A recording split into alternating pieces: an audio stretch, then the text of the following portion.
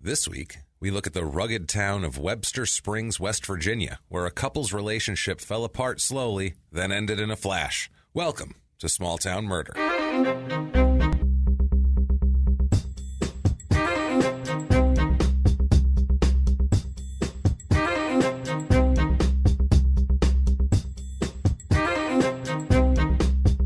Hello, everybody. Welcome back to Small Town Murder. Yay! Yay, indeed, Jimmy. Yay, indeed. Yes. My name is James Pietragallo. I'm here with my co-host. I'm Jimmy Whisman. Thank you, folks, so much for joining us this Yes. week. Once again, we're excited, as usual. A couple things quickly before we start here. If you want any kind of small-town murder or crime and sports merchandise, the only place to go is Crime and Sports. One place. crimeinsports.threadless.com. That's it. That's everything there. We want to give you a quick reminder of the live shows here. We'll buzz through them real quick. Boston, February the 18th. Yes. 1 p.m. show is the only small-town murder that still has tickets left. The 7 p.m. is sold out. 4 p.m. Crime and Sports still has tickets, too. Come see that. That's a crazy, fun show. Detroit, 2 days earlier, February 16th, with Dan Cummins at 7 o'clock doing stand-up. Right. We'll both be doing that. And That's then at themagic.com. Absolutely. And then after that, the late show will be a hybrid podcast of Small Town Murder and Time Sucks. So that's going to be a ton of fun. And, of course, Phoenix, Arizona, March 25th at Stand Up Live. Right. Come out, see that show. It's going to be awesome. Get your tickets early for that one because this is our hometown. And there's a lot of people coming that we know and things like that. Right. So they're going to hog a few of these tickets. That one's standuplive.com, and then select the window for Phoenix. Don't Yes, select not the window Alabama. for Alabama. You won't get shit. And Boston, LaughBoston.com. LaughBoston.com. There we go. And that out of the way, thank you guys for your iTunes reviews this week. Thank you. Your flooding of iTunes reviews has helped us so much. And Truly. we mention it all the time. Funky algorithm on their charts.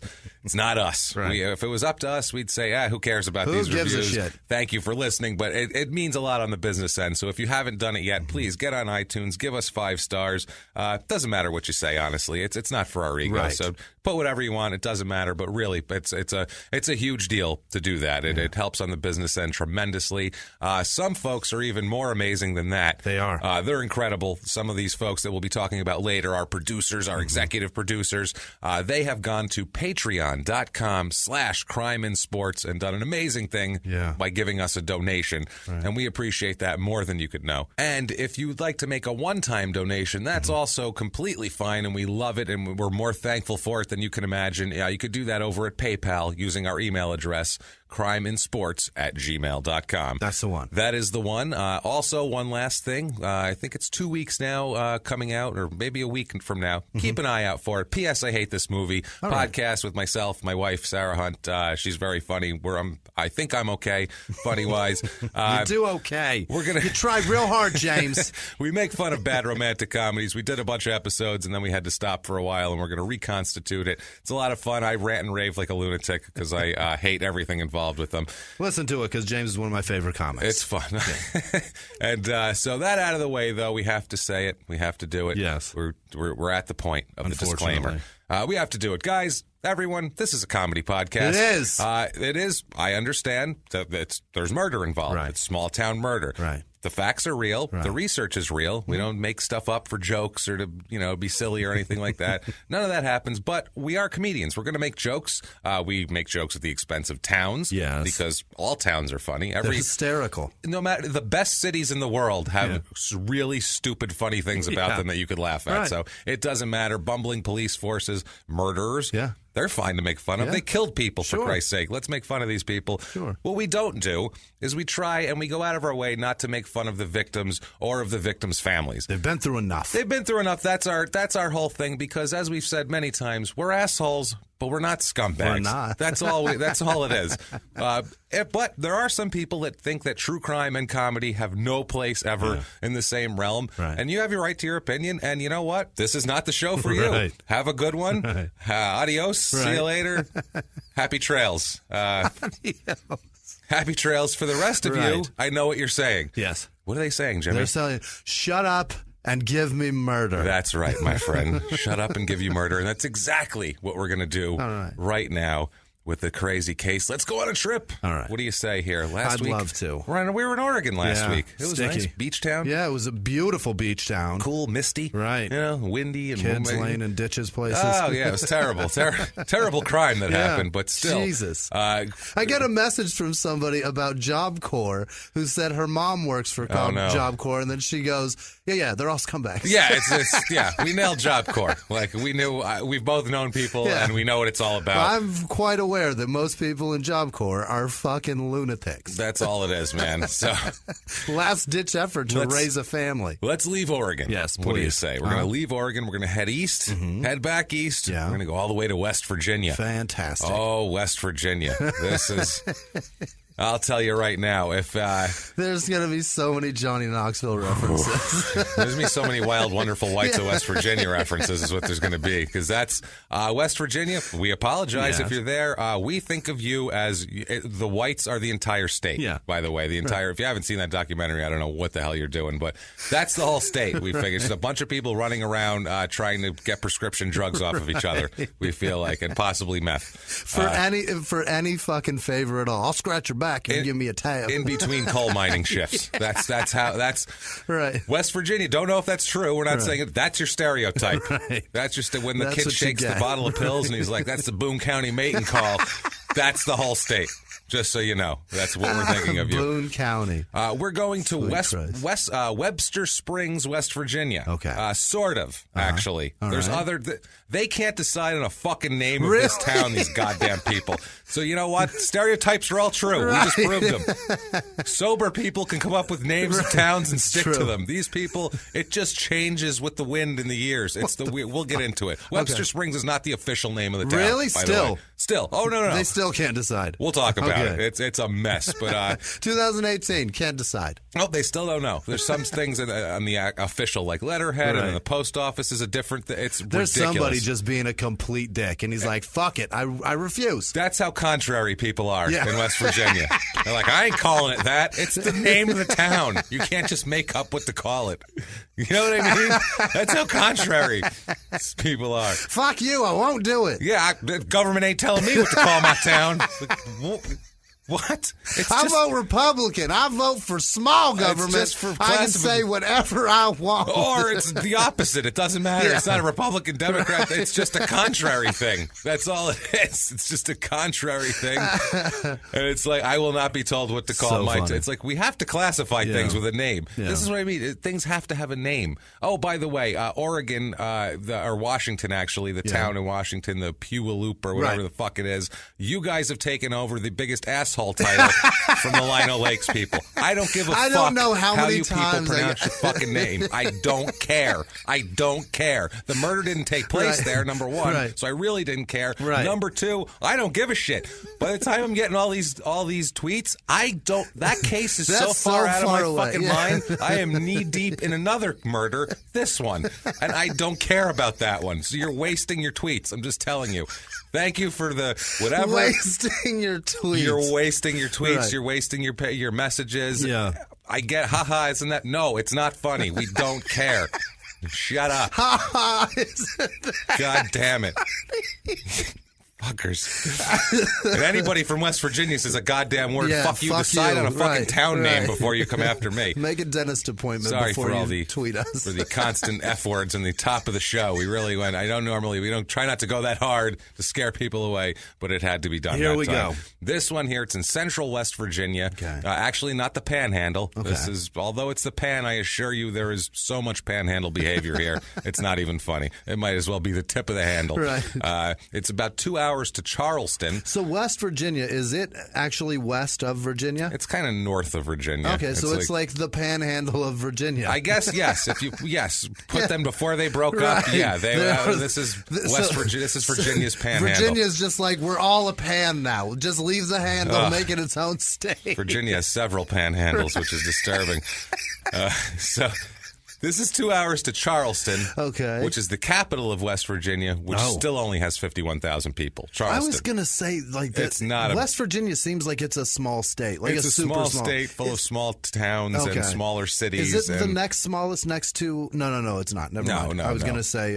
population-wise, you mean? Rhode Island size. Oh, no. It's a good size state. Okay. It's got plenty of land. I know that Delaware is much smaller, so I already know that. And there's a lot. It's mountainous, West Virginia, too. There's a lot of mountains, so that kind of takes away from the... Yeah. That makes sense. It's in Webster County, because obviously you can't, name something different than the county. Of course. Zip code 26288, area code 304, 0.47 square miles. So little small town here. The town website is for shit. It looks like it was made in 2000, 1999. Did you say under a half a square mile? Yeah, under a half a square mile in the actual town. Okay. Like I said, the website literally looks like it's from 1999. Okay. Like it's really weird. It's for sure a GoDaddy. It's not even a GoDaddy. It's whatever was before GoDaddy. It's like, Hi Mommy, or I don't know what other.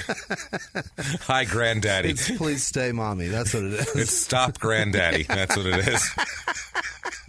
It's Don't Leave, Daddy. Yeah. Please don't leave. Don't touch me there, Daddy. That's the name of the old one. The old hosting site, Don't Touch Me There, Daddy. Then they gave up and said, fuck it, go, Daddy. I don't care. You do what you got to do. But the county has a slogan, though, damn it. The county had a slogan. It's not really a great slogan. No. It's not promising too much. Mountains of Adventure, which could mean anything. I mean, it sounds like the tagline for a fucking roller coaster. Yeah, it does. It does. Mountains of Adventure. Come down. Six Flags. Right. Mountains of Adventure. It's a new Six Flags attraction. I like it. No, it's weird. That could be anything. That could be, incest in the woods. Yeah. That could be shaking the pill bottle. That could be Bigfoot. We have no fucking idea what's in these mountains. Snake hunting and squirrel fishing. Who knows? Did I say squirrel fisting? I think you said squirrel fisting. I said squirrel Which would be very fishing, difficult. but whatever. Very difficult to assist a squirrel squirrel. baiting? I don't know. Oh, boy. That sounds worse. That sounds worse. Is that while you're fisting the squirrel? Jesus. You got to bait the squirrel while you fist him. Squirrel's getting taken around the world, man. That squirrel's getting taken on mountains of adventure. It's got a smile on its face. That's mountains of adventure right there. That's what maybe that's what the slogan is. That's all it's about. I'm not That's sure. it. Just fucking squirrel orgies. Now, Go on. The history. This town's it's officially named Addison. Okay. Addison is the official name of the town. That's what this town is really called. Okay. But everyone calls it Webster Springs because they're assholes here. I swear to God, You got to make it sound nice because Texas has an Addison and it's fucking horrible. There's tons of Addisons. Right. Yeah, it's named for a guy named Addison McLaughlin. At least they didn't name it after another state's Addison. That his land was the original layout of the whole area, so they just named it after that. They named the town's... Okay, it's been officially Addison. The town's post office, though, decided to call themselves the Webster Springs Post Office since 1902. Okay. So the town letterhead and the post office are different things. Awful. It's ridiculous. Also, but that's not the other one. That's not... There's another name? It was originally known as Elk Lick. Okay. And then Fork Lick. And then Addison. Right. Officially. Those are the three official names. Right. And then Addison, and then they just said, we like Webster Springs better. And they just started calling it Webster Springs. Now, they had called it... When did they start with the Webster Springs? This is the timeline of this is the interesting thing. Webster Springs, they started calling it in 1861. Okay. Unofficially. But so they all were calling it Webster Springs. And then in 1892, they said, let's name it Addison, even though we all fucking call it Webster Springs. Everyone said, all right. And then they did that, and no one can agree on shit. They have no idea. It's just a bunch of old people that hate change. Yes. It's all Jack Nicholson from, what is it, As Good As It Gets? As Good As It Gets, yeah. And it's when you're doing research for this, you have to look up everything for both towns to see where some people put it under this town, some people put the information under this town. What a nightmare. It's a mess. It didn't matter. When they first started calling it Webster Springs, there wasn't many people calling it Webster Springs because they only had 5 residents in the entire town in 1868. 5 people. In 1868. They literally had 5 people. They had James Woodsell and his family. You can name the whole town. Pat Duffy, George Wolverton, and Martin Lowe. That was the town. What the fuck? It grew super slowly. The roads were shit going there because it's West Virginia, so it was very hard to get there. The place actually became somewhere that people were attracted to in the late 1800s, early 1900s because they had a ton of sulfur water wells that people thought were good for your health. It's awful. The whole town must smell horrible. It's disgusting. It's a horrible smelling town where no one can agree on what the fuck they're even calling it. It's truly This is the most hell on earth. horrible thing. It's hell on earth. It really sounds like it here. They had 4 springs total there. Okay. They had the Addison McLaughlin well. Yeah. They had other wells here, but Addison McLaughlin, obviously, so you got to name it after him. Yeah. They had the Elk River, the old Fort Lick Spring. Everything gets a name from fucking one of the town names. That's what it is. All it is. And they just said, we'll name a little bit of this town, every one of these names here. Everything gets a sprinkle. People thought that these wells had medicinal qualities and could cure everything from psoriasis, eczema, acne, arthritis, skin conditions to internal injuries. It didn't matter. Christ. Just sit here and stink. Sit here and get the stink on, and it's fine. That's the worst. It sounds disgusting.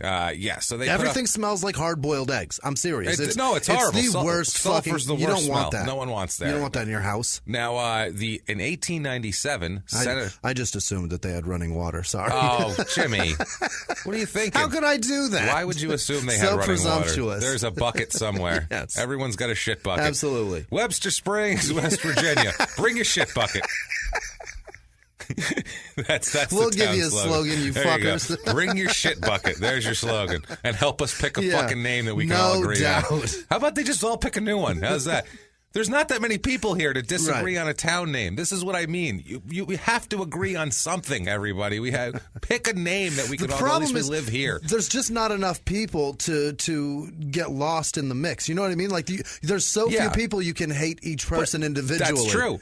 But the thing is that drives me nuts with the name thing. I can't get it because you have to agree on something. Where does it end? Yeah. Are there people just like going out looking at their street name going, I don't know, Johnson Street? I don't like living I don't on think so. Spruce and Way. Just cross it out, and then people are putting that on their address, and you're going, nope, that's not the. What are we doing? We can't do this. It's anarchy. It's goddamn anarchy. This town needs the purge to be real. That's what this whole town needs. I'd like to be czar of this town for like 2 weeks. So straighten this whole shit out. 1897 here, a Senator Johnson Newland Camden built a 265-room big Victorian hotel. Huge hotel. It had the sulfur springs there too. He had Russian and Turkish baths and the whole deal. Nice. It was the fanciest thing going. It was the pride of Webster Springs. Yeah. On July 20th, 1925, it burnt to the fucking ground. Burnt to the ground, completely destroyed. Flames could be seen for miles away. Wow. The sky was nuts. So yeah, it's unbelievable. Pretty amazing here. The one thing that they had, and it's all gone. Yeah. Population grew slowly. It peaks in 1950. Okay. That's the peak of this place's population with 1,300 people. Nowadays, 733 people. That's not awful. And they've been losing steadily since the 50s, basically. It's not. People move in, they take a great job offer, and they move in, they're like, this place smells like shit. You smell that? When does that stop? Never. What? Where'd you move? I don't even know where I fucking moved. I don't know. The town has 3 names. I have no Elk Lick. I don't have any idea what I'm doing here. It's shit smell. That's what it is. So population 733, median age much older here. Usually 37 is the average in Webster Springs / Addison / Elk Lick / fucking goat balls. It's 48.4. Jesus. So very much older. Exactly 50-50 female-male population. So pretty much right on the money there. Everything else is pretty close. Married populations right along the same lines as usual. Everything's single. The only thing that's a little bit more, there's a few more widowed people and a few more divorced people than normal, which isn't the widow thing just kind of makes the age make sense a little bit more than that. As far as race and religion and all that goes, it's a pretty white town, West Virginia here. 97.44% white. Okay. That is white. That's pretty white. 0.00% black, 0.00% Asian. You wouldn't expect that. Not one Asian? Not one. None? There's like 2.5 billion Asians in the world, and they don't have fucking one of them. And that it's seems... Northeast America. That's where they go. Not one black guy. You don't have a black guy in your I see whole them town? not having blacks. One. I see them not one black dude. The word tolerant comes to play. Yeah, but one black dude. No. One guy. Fuck no. One lady. Not there. It's. I can't imagine a town. Just none. No black people at all. It's so weird. 1.32% They don't realize Hispanic. how valuable they are. That's all. I guess not. The African American population in America, we need you to do everything that you do times 10. You're amazing. They're amazing people. All I need them to do right now is move to this town and pick a fucking name. Just name it. I don't care what else you do. Name the town. Guys, move in and name it. Oh, Jesus. I'm sorry. Black people, I apologize to give you this responsibility and put it on you. We've gone through enough. I get it. Name this fucking town because these people can't decide. And apparently 700 white people can't decide on a goddamn name. So we need help is what we're saying. 1.32% Hispanic. Here's an odd thing. I would think in a town like this, to me, I think religious. Yeah. No. 21% religious here. Wow. 50% is Hold the on, usual. So they are just white and then some Hispanic people. That's it. Yeah, like 2 Hispanic people. That's it. And that's it. Wow. That's the only thing. There's 2 or more races, this but is no awesome. black. It is just, it's weird is what it is. And none of them are religious, too. Yeah. They're like, shit, there ain't no God in the coal mine. None. That's it right there. No God in the mines, boy. That's wiped out 64 people 2 years ago. Forget that. Jesus wouldn't do that. Jesus wouldn't do that. Ain't no God down here, boy. I've been in the mines. Trust me. There ain't no God. There's a devil. I shook his hand, but there ain't no mines. I tickled his taint, but I didn't do nothing else. There ain't no God, let me tell you. So, people don't really talk like that in West Virginia. Close but enough. It's a little rednecky, though. Close. Yeah, if you watch The Wonderful Whites there, they embrace it. Yeah. They embrace the southernness, even though they're pretty much in the north. They still embrace their southernness as much as they can. Of the people who are there that are religious, it's 0.82% Catholic, about 3% Mormon, which I wouldn't expect that. That but far away from Utah? It does get cold there. Yeah. We know that. So if where there's snow, they'll be hiding. They'll be standing there. Shh, stay still. They'll know. I won't notice we're here. 0. When in Rome is a statement, but it's just like when in snow. When like in snow, you become still. Mormon. 0.0% Jewish, 0.0% Muslim. Obviously, there isn't even a black guy. There's not going to be any Muslim people or Jews or anything like that. It's so weird, man. 34% of the people are Democrats, about 62% Republican here. The economy here, unemployment rate higher than the average by about 3%, 3.5%. Maybe the black people just figured out that sulfur probably makes you like whiter. You know what I mean? It just dries you the fuck out. And they're like, I'm going through way too much lotion living here. I'm getting the fuck out of this town. This town's stanking. Fuck this. Stank ass white people live in this fucking town. Yeah. And they're making me turn white. I'm getting the fuck out. Black people, I hope if you're the only white town you've ever been to, if any of the if you live in that area, is this area? We don't smell like that, all of us. We apologize. That's just that town. It's just that's not how white people smell. I don't know. Unbelievable. So it's about almost 9% unemployment rate, which is it's about 5 in the national. So it's a bit high. It's a bit high there. Median household income here is about half the national average, about $26,000, which is way low. The jobs here, there's normally like the mining jobs, it's 0.61% normally. Here it's almost 5% are mining jobs. So you're going to get a lot of that, manufacturing, that sort of thing. Nothing, not a lot of white collar jobs in the area. A lot of healthcare and social assistance because they're old. They're old and poor too. That's the other thing. Old and poor, you're going to get healthcare and social assistance. And public administration is a big one there. Cost of living, we say 100 is average par. Here it's 81. Some of the things like healthcare are very high. They're above 100. A couple of them are above 100. Housing, 31. Wow. 30. Please move here. Your house stinks like eggs. My Christ. We don't know what to address your envelope to your house. They're damn near free. Shit, come on in here. Average home cost here, $58,000. Holy shit. Yeah, trucks are more expensive than that. No doubt. People are, my truck's worth more than my house. If your truck is worth more than your house, you're fucking doing it wrong. Right. You're doing it wrong. Life is backward. You're fucking up. You're just doing it wrong, man. About 25% of the houses are between $40,000 and $60,000. So that tells you a lot right there. It's cheap. And if we've convinced you somehow... I don't know what's wrong with you. ...to move to the sulfur-addled, pill-addicted, lily-white... in need of a name town. ...town of God knows what, Addison / Webster Springs / Elk Twat, whatever you want to call it. If we've convinced you to move there, we have for you the Addison / Webster Springs, West Virginia Real Estate Report.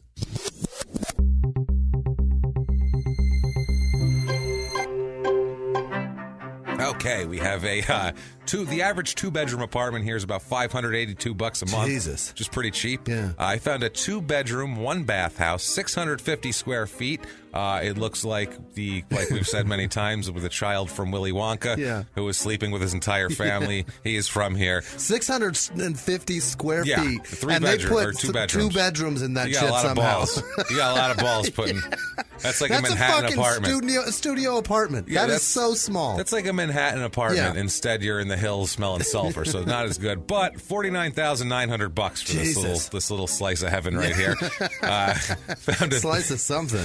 Slice of something. Slice of sulfur. I found a 3-bedroom, 2-bath, 1,600 square foot house here for $140,000, and this one is a little more upscale and a done up on the inside. Finally, if you say, I am a rugged outdoorsman, I'm a frontiersman, damn it, I don't need a house. Fucking town. I'm going to pitch a tent. What? I'm just going to pitch a tent outside. House. We have a... the most expensive house was $140,000. Yeah, they had one that was a little more, but I was like, you got to be fucking kidding me. We're not saying that one. So I found an 8,276 foot square foot lot. Just vacant land, $7,500. Jesus Move Christ. on in, pitch a tent. Things to do. I can put that on a credit card. That's what you can do. I'll take this land. MasterCard. Yes, here. There you go. That's fucking hysterical. That is terrible. In town. In town.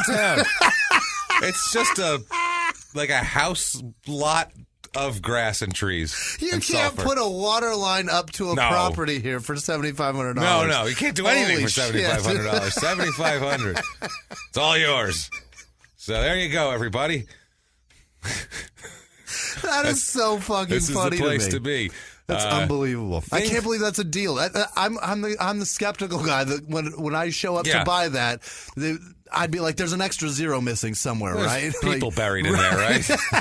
There's a bunch of bodies. When I go to dig the house up, it's going to be an Indian burial ground, babies, right? I have to. You know fresh ones. There's still skin on them. You know it. Fucked up.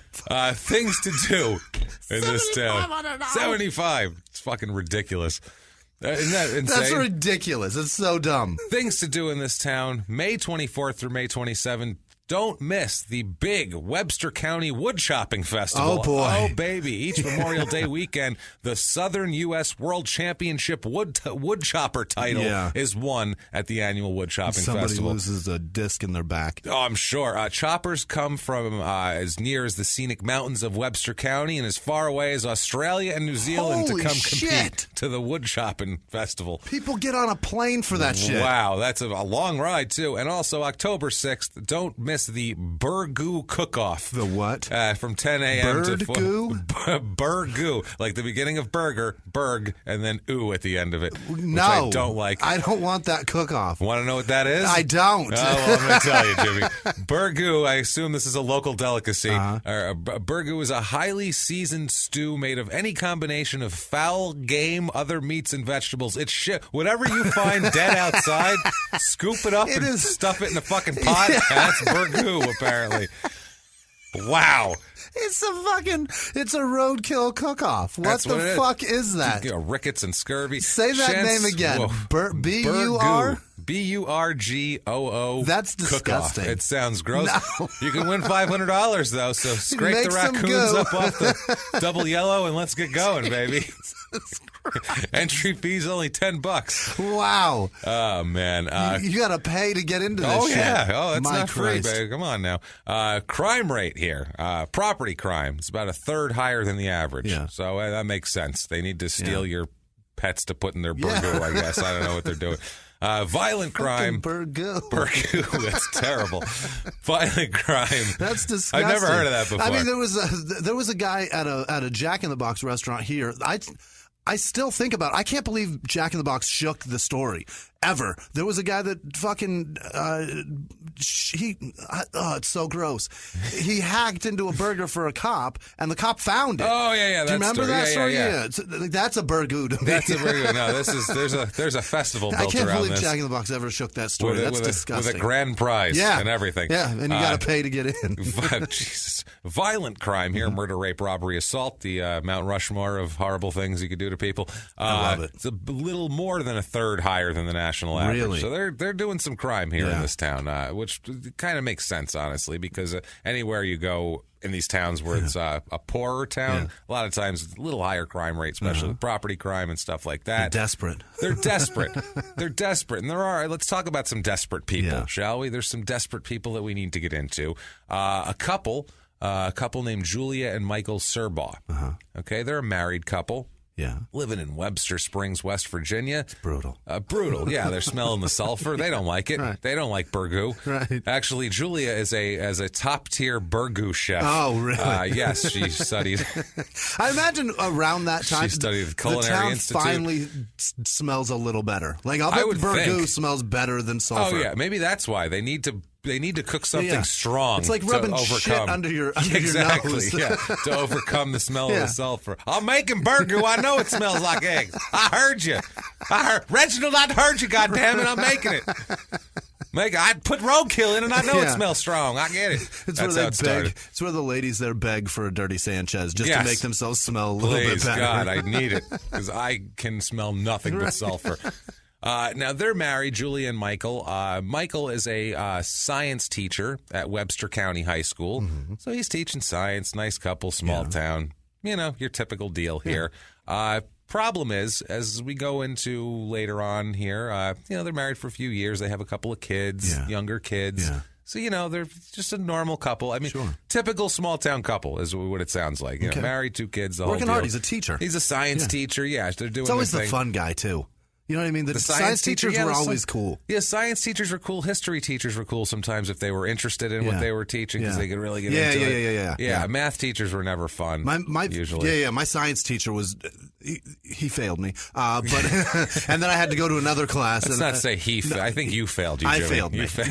You failed yourself, Jimmy. He gave me the F that sent me to the next class. That's what happened. Nice. That was good of him. But he used to go play golf, and he used to watch people get angry and break clubs, and then he would take the club, like the shaft of the club, and then he had like a fucking rack of them in the class, and we'd be dead fucking silent taking a test with all our heads down, and he had a big Samsonite briefcase, and he would take one of the clubs out and like rub it on his hand to make sure nobody was looking. If they see him, he'd put it back, like if somebody smiled or something while he's rubbing, whatever. And then he would just fucking and slam it on the briefcase, just make to be the a most character. Horrible noise ever and scare the shit out of just us. But to it was be a just character. just to like break up the monotony and the tension, I guess. I don't know. Just to like ease the fucking just to break your concentration. Yeah, to keep me from thinking about magma and molten rock and fucking earth science. Jesus Christ. What the fuck just happened? Okay, where was I now? 4 minutes left, everybody. What the fuck is wrong? What kind of sadistic lunatic is this guy? Mr. Hunter, he was amazing. I miss him. You crazy bastard. I wish I was still in high school just to high-five him and tell him he was amazing.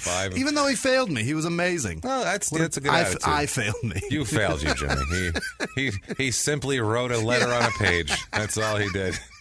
He just reported my failure to somebody else. You did all the other work. Right. Yeah, exactly. This is like getting mad at a reporter for telling you a bad story. He asked me about, we were about to take the final, which even if I got all the answers right on the final, I was still going to fail. Like, that's how bad I was failing. It didn't matter at this point. He asked me the day before the final. He gave me the most come to Jesus talk ever. He goes, Whisman, after class. And I was like, all right, cool. So then the bell rings, everybody files out. I wait and I go up to his desk and he goes, I just want to ask you, what the fuck do you think happens after high school? And I was like, what are you talking about? I don't know what you mean. He's like, you have to go out into the world after this. Just telling you. He knew then that I was a dipshit. Be a disaster. Yeah, he's like, you're a fucking disaster. You're never going to amount to shit. I fear you're going to handle life as well as this class. Understand? I feel like he knew more about me than my own psychiatrist just by watching me fuck off in class. He said, I feel like this is foreshadowing for later. I really do. I feel like you're going to fail your life final is what I'm getting at. He said to me, what the fuck do you think happened? He used the F word, and I was giggling my balls off, and I didn't even take it to heart until I was out of high school. And then I was like, that guy was fucking right. Yeah, I'm a dummy. Yeah, I didn't realize that. I've done nothing right. I fucked everything up here. Maybe if I'd have paid attention, I'd know why we have a North and South Carolina. Anyway. Oh my God, that's awesome, man! Yeah, science teachers are always weird. They're the best. They're always they are usually they're always cool. The coolest guy. They always have some sort of wacky like they're into. I don't know. Yeah, they're just quirky and cool. Exactly. They want to find that weird thing that why does this work? Yeah, they want to show you like, watch, I can make this thing float. Right. See why that is? It's one of those.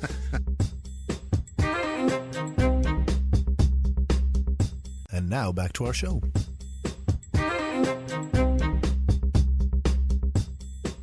This guy here, he found other things to be interested in besides science. Well, I guess it's a science to a degree. Okay. He found another teacher to get involved with. Oh, my man. He likes biology. So, yeah, I'm not sure what she was teaching, but Janet Morton was teaching at the school also. This is in July of 2008. They begin an affair. Okay. Michael and Janet Morton. So now Morton is an interesting gal. Because, I mean, from the outside, you're like, okay, this is a small-town married couple, and then he's a teacher, and he's going to have a little small-town affair with a married woman, and they're going to, and it's... That old chestnut. Yeah, and it's got kind of a, you picture... it's kind of sweet almost, you know what I mean, or something like that. Yeah. But it's or even worse, or either that or you picture like Matthew Broderick in Election, right? That sort of thing, which is kind of sad instead. But Janet's a different kind of lady. Let's just say. Does she have a dick? Well, not quite. Okay. But she does freely admit to snorting meth at least 4 to 5 times a week for 3 to 4 years. So she's a fucking party. That's what he likes meth a lot. Yeah, she's real into meth. Okay. This Janet Morton, she likes meth, and Michael starts to dig on the meth too. Oh no! He's like, all right, yeah, no. Well, yeah, he's a science teacher. Maybe he knows how to make it. You've got a point. It is West Virginia too. I mean, I'm sure. I'm sure there is not, it wouldn't be the lone meth lab going on in the state is what we're getting at. Science and chemistry go hand in hand. Exactly. This guy could be the hero of a town over here. Fucking right. Here. So she's pretty much, she admits she's addicted to meth at this point. So she's addicted to meth and has been addicted to meth for, 3 to 4 years. Jesus. When she gets together with Michael and just kind of takes him into her orbit. You know, I figure like it's like Tasmanian devil and something gets sucked into the thing, or a vortex, a Heathcliff fight, you know, in the cartoon, and they roll and like a car gets put into it. It's just a big cloud and shit. Shit going on. It's one of those. I figure that's her life. Yeah. Anybody who's like a very much a meth addict, that's how I figure their whole life is, because that's just a turbulent cloud with a hand and a shoe in different directions where a hand and a shoe should be. Whatever it goes by. If there's any of the garbage can, it's getting sucked right into the mix. Another person, it's getting sucked right into the mix. That's how I figure people's brains are, because that's how meth looks to me. Yeah. Like it's just a panicked, it's nuts. So with an exclamation point above it, a question mark, a hashtag, pound sign, whatever the fuck that is. And he doesn't see this as a red flag. He's looking and he's like, all right, well, he meets her. He works with her and all that. And he's like, I'm going to start an affair with that meth addict teacher. Yeah, that seems like a good idea. I really like her tits, but does she do meth? I don't know if maybe he thought she was like fun, or if that was like, if he was like somebody who like needed to. It's exciting. Get out of the monotony. It's possible. She was a crazy one, and not only that, she's doing meth and all that. He might have been like, okay, well, this is exciting, I guess. I don't know. He's not happy with his life. Look how little she gives a fuck. She does meth. Yeah, maybe that's what it is. I don't.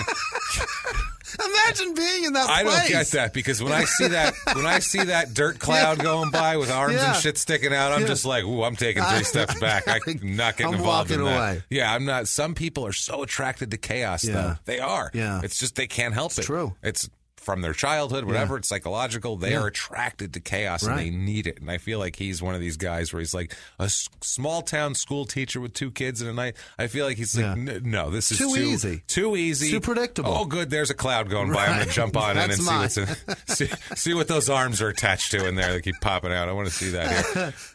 That's amazing, though. I can't believe somebody would just fucking just throw away just normal, easy life for just turbulence like that.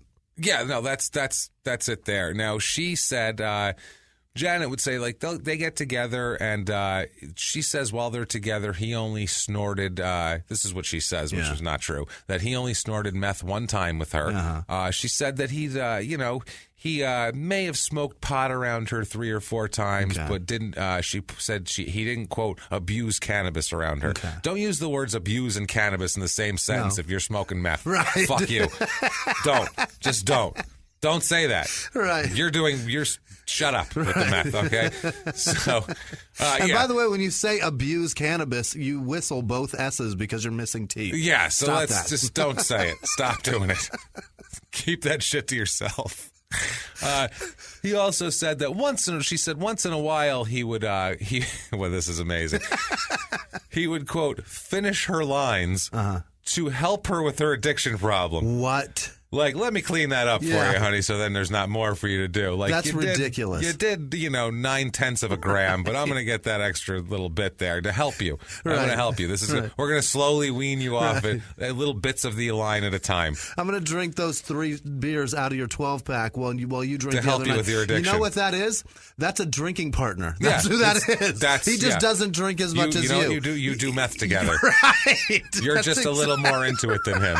That's it. It takes more to fuck you up than it takes to fuck him up. That's it. If we hung out and drank a 12-pack and you drank 9 and I had 3, I'm not helping you. No, you're my drinking buddy. I'm your drinking buddy. You're just more of a drunk than I am. That's it. Period. That's it. You guys are doing meth together like it's a party. She just happens to be more into it. You guys are partying together. You just party harder. Yeah. That's it. He just finishes her lines to he can stay up that because she's up all night. He's smoking a little weed. Right. He's going to nod off at 11:30. Right. She's like, shit, he's no. He's staying up to fuck you before he goes back to his wife. She's like, no, we're going to fuck. We're going to take the TV apart. We're going to walk to the next town. We're going to walk back. We got plans tonight, man. I got a lot of plans.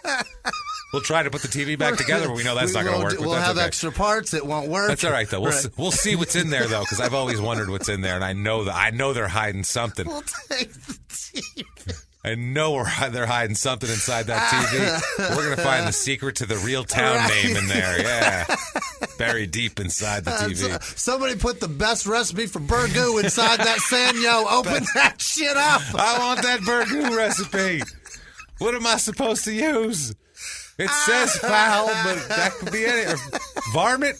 Can I use varmint? Does that count? Or does that mean we use the water so it smells foul? Open that shit up. What we need to know. Burgoo. Holy Christ. Oh, man, this is amazing.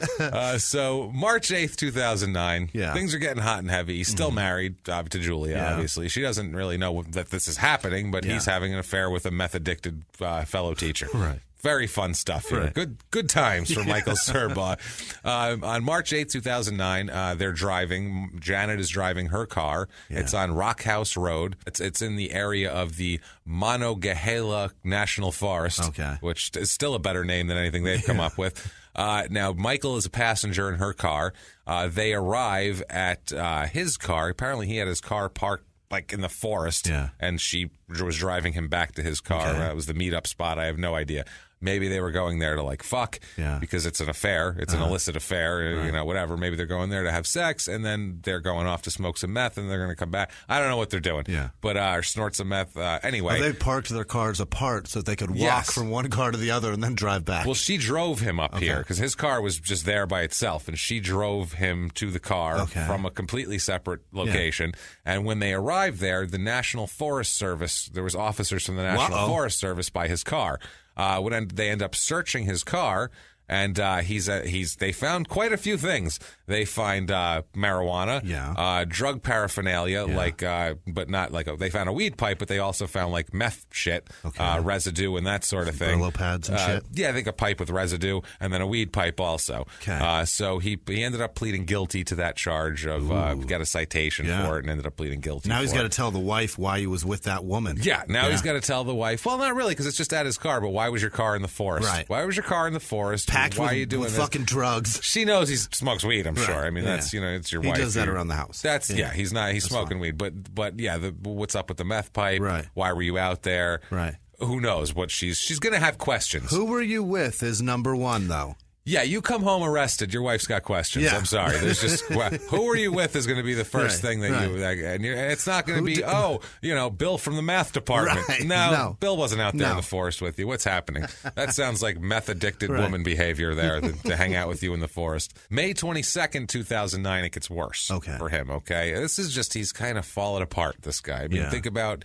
Just a together guy. Yeah. He's got his wife, and he's a science teacher in a small town, and he's banging his golf club on the desk to distract the kids. He's calling Jimmy a fuck up. And now he's hanging out with this woman, and they're doing meth, and things are starting to slowly unravel for him. May 22nd, 2009, he's at school, and they have the police are at school just walking around with the dogs and stuff, and what they end up finding, they get a dog hit. The dog gets a hit on Michael's car in the parking lot. Jesus, while they're school? Walking around at school, while they're walking around with the dogs. They end up searching the car. Meanwhile, this town has fucking.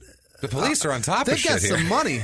Because they've got dogs and shit? This is crazy. It's the county, I think, here. It's the county. It's the county sheriff, And this, West Virginia is absolutely choking with drugs. So it's one of those things where, they know they've got a drug problem. Drug dogs are, West Virginia is like the fucking ground zero of prescription drug issues and meth and everything else. Gotcha. I get it. They're going to say, we're not that bad. Yes, you are. You're terrible.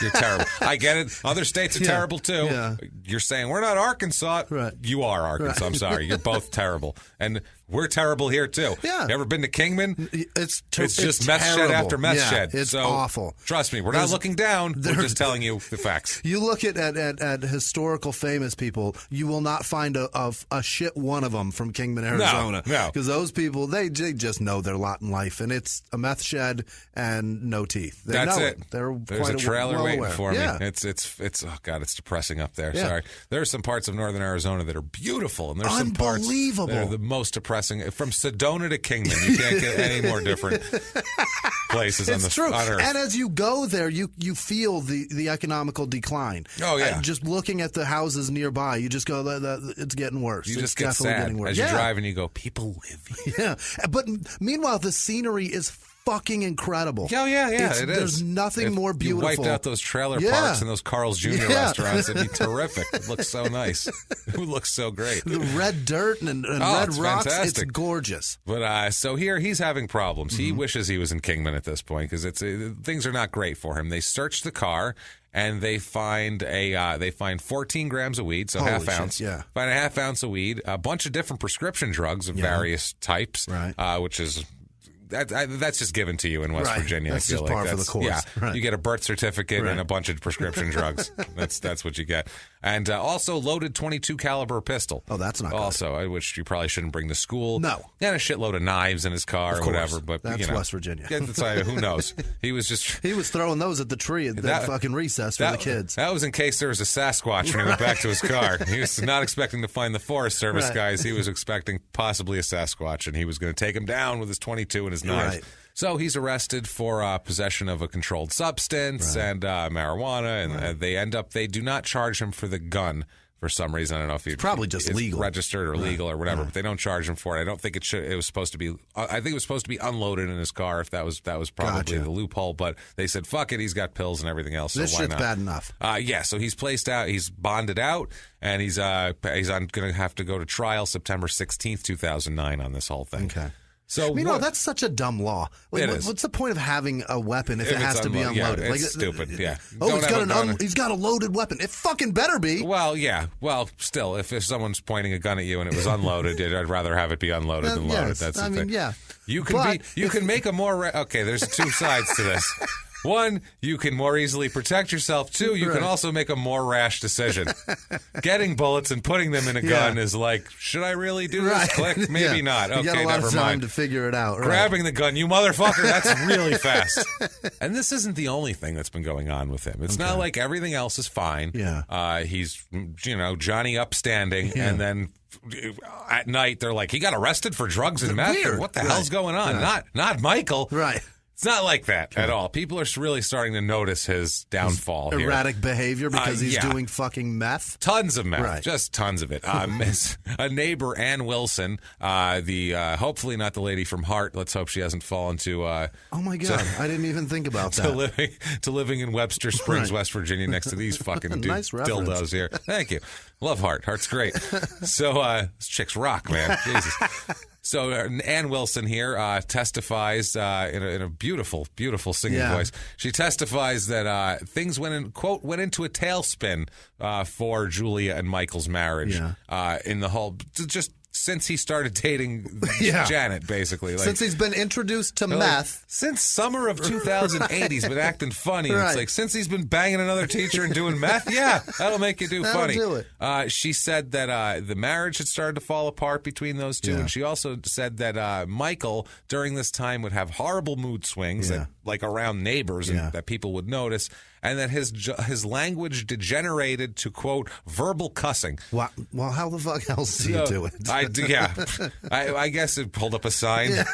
Fuck. Finger gestures, fucking spell it out in sign language. Of course it's verbal cursing. Apparently, he's going to be swearing a bit because he's fucking going through withdrawals. Yeah, so apparently he's just gone from being like an articulate guy to being a guy who like just got home from the army and is sitting there, with his family, and his grandmother's like, what the hell is he talking about? That's basically what it is here. She said, quote, you never know, this is Ann Wilson, quote, you never knew from one moment to the next what kind of mood he was in. Okay. She said he had a temper. He used foul language with his small sons. He would yell at them using abusive language. By her description, I'm on meth. Yeah, you're on a ton of meth. You're on a ton.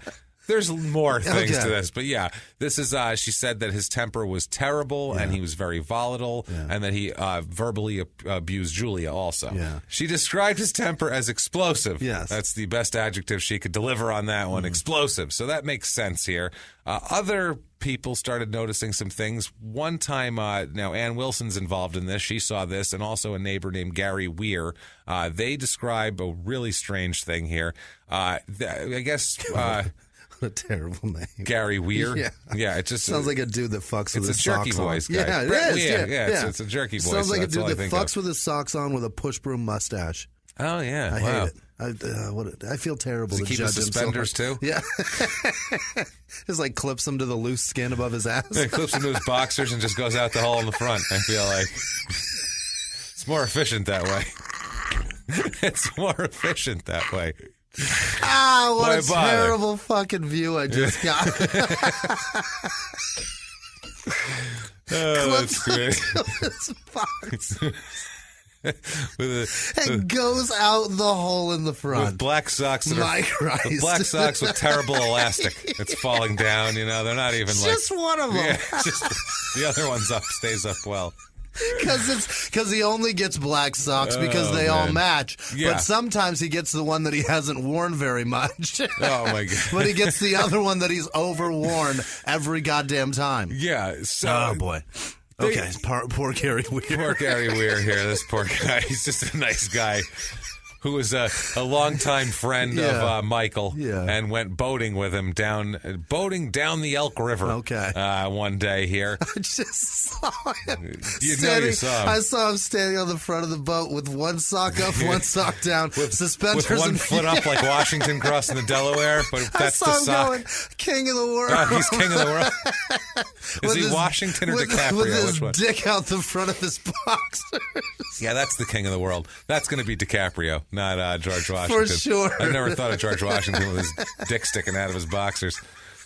So, oh my God! They go out. They go drinking. Yeah. They're going boating down the Elk River there, and apparently Michael's been drinking a lot. Michael's been putting him away, as he's not doing meth. As you do on a boat. As you do on a boat, especially if you're jonesing for some meth. Fuck yes. And so you're like, I'll have another beer, sure.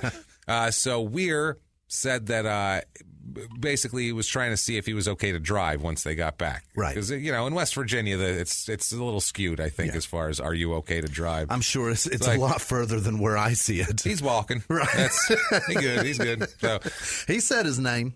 Weir said that Michael appeared to be, quote, fine, which is, he fell down once or twice, but he knew where the general direction of his car. He put the keys in. He said during the half-hour journey, when they went back to Webster Springs, his driving got terrible, apparently. Yeah. Michael started, because I guess they took his car. Yeah. Michael started driving poorly, had a hard time keeping the car on the road. It's called drunk. Yeah, exactly. Well, I guess he was fine at first, and then he started getting bad as they were driving, which is super weird here. Or maybe he just drank a few beers really fast before they left. Or he took some pills because he likes prescription pills. Good point, chased him with a couple of beers, and now he's trying to stay on the road, wandering back and forth. Takes a minute for that shit to take effect. Yeah, his speech was slurred, apparently, at this point, too. It's like, whoa, he appeared fine. We got in the car. Now he's slurring and going off. All of a sudden, he's Tiger Woods. Yeah, what is going on? What's going on here? So, is there a Hooters waitress in the trunk, or what's happening here? So, they arrive at Michael's residence, the two of them here. Apparently, he staggered.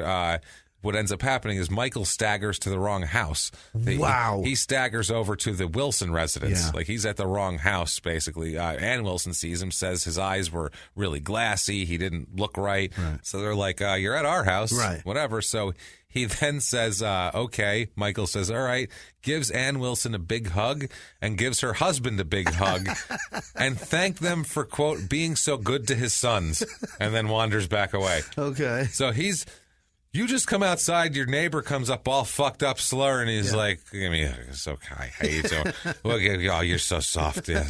And he says, thank you for being so nice to my sons. Yeah. And then he just wanders away. You're like, what the fuck just happened there? You go inside and go, can you believe that shit just happened? What is going on? They're like, whoa. I mean, a small town, too. Everyone heard about this by the next day. And they don't see that very often. Like, I've got a neighbor that drinks pretty heavy, and he says some funny shit from time to time. Like, this could happen at my house. I could see that happen. By the way, after he hugged them, he started to walk away. He began, quote, sobbing uncontrollably, which has nothing to do with anything. And then pissed in their front yard. Yeah, and then probably. Then pissed on their tree, and they're like, I think he's crying. Should we talk to him? Oh, he's peeing now. I don't think so. Oh, he's peeing on the tree. Don't say shit to him. Stop. He's got one black sock on. Right. Stop. He's king of the world, damn it. It's all right. When he leaves, go spray that shit down. Yeah, just spray it down. It's all right. So his friend Gary Weir, this poor long-suffering Gary Weir here, another time they're at a poker game, Michael, Gary Weir. He went and hung out with him again. They're neighbors. They're friends. You live in a... God. There's no one else around. I don't know. There's 700 people You around. hang out alone then, if that's your friend. Yeah, hanging out with that guy. All right, they had set plans. It's a poker game. Yeah. They have set night. There's here, other Jimmy. guys there. He's like, maybe he won't make a fool of himself. Maybe he'll be all right. So apparently the game is in progress. They're all playing. There's a news report on TV of a big drug bust in Webster County. Okay. And Michael became irate about this and started flipping out, saying mad. It's wrong to arrest these people. They're only hurting themselves. What the fuck? This is bullshit. And a few of the other guys, because I mean, that's almost you're treading close into politics at this point, to where not a fun poker game conversation where everybody's going to freak out. By the way, other countries, because we noticed this by talking to a Canadian the other day, other countries. You guys can talk about politics and just say some stuff, and you go, "Oh wow, that's interesting," and you talk back and forth, and that's the end of it. That doesn't happen here.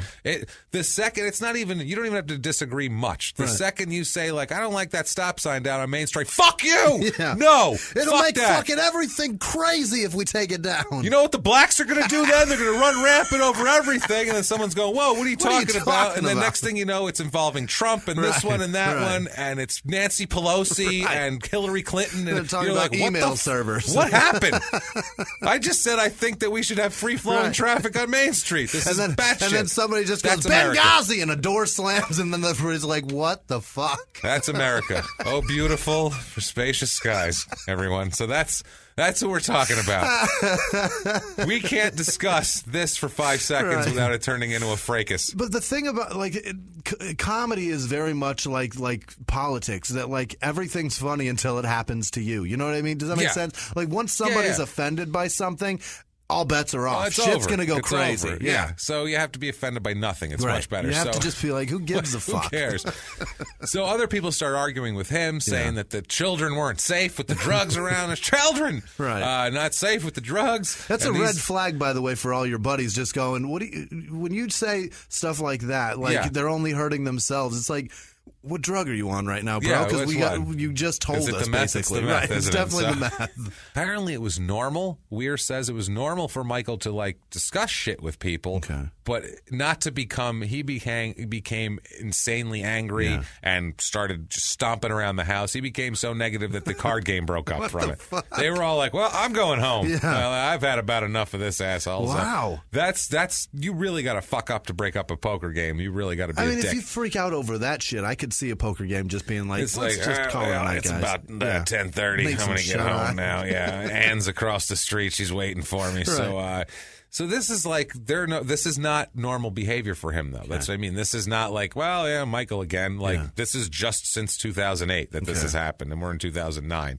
Another neighbor, Deb White. Old Deb, she said she was very concerned about he had dramatic changes in his personality over a course of a year that was concerning to her. She actually contacted the Women's Aid in Crisis Center to try to help Julia to figure out what kind of services this center had to help Julia out. But is that just out of the blue? Like just she on did spec, that? she did that. She's crazy. Like, I think he's being a. I'm going to call the Women Aid in Crisis. I'm going to just give Julia a list of options. What if Julia likes this shit? What if this shit turns her on? Well, maybe if he's not abusing her, maybe she just likes assholes. Right. I mean, you're allowed to. What if she likes when he insults her? You're allowed to be with someone who's an asshole. Right. Like that's allowed. That's fine. Physical abuse, there's something that's drawing you to that, and it's not good for you, and we need to help you, or even mental abuse. But if he's just kind of a dick, that's some people like people who are kind of a dick. Like, I'm safe kind of with that guy because nobody's going to come try to rape me because who knows what this fucking guy's capable. Yeah, he's going to be yelling about drug busts and Sasquatch and give me my knives back. It's insane.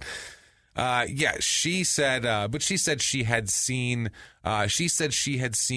quote, domestic abuse in the Surbaugh residence, but didn't give any specific instances of like I saw him punch her. But I mean, who knows? I mean, whatever it is. I mean, this kind of behavior, I kind of expect him to be probably beating on his wife a little. Yeah, she said all she saw of him was that he was losing his temper all the time. He would slam things. He would drink excessively, and he would yell and scream and curse at Julia. Which none of these things are terrific at all. I mean, that's. It's the house I grew up in, but none of it's great. I was going to say it's not out of the ordinary, but it's if everyone. We're not going to say because I mean we don't know if he's abusing her or not at that point. We have no idea. We know that he's yelling at her. That's the only thing. Right. And he's on meth and he's an asshole. So this is what's going to happen. He would accuse her of things that weren't true. Affairs and that sort of thing. As people who are on meth and having affairs probably do. You mean he's getting a little paranoid? Yeah, he's paranoid and everything else. And he smokes weed too. And paranoia is a fucking problem with that stuff. That's kind of how you feel when you. Not usually. Some people.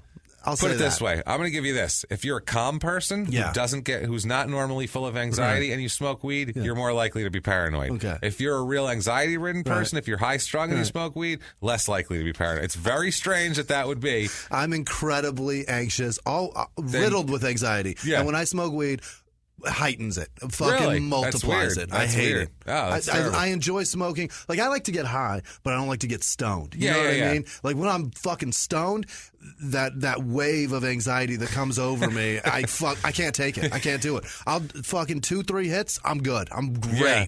And unfortunately for you, sitting down you haven't been able to partake in years anyway. So long, job, but whatever. I'm fine. Yeah. So this guy, this is not weed behavior here. Yeah. He would accuse her of things that weren't true, become mean and angry, would scream at her, would yell at the neighbors. Yeah. Like that's meth behavior. That's drinking and meth right there.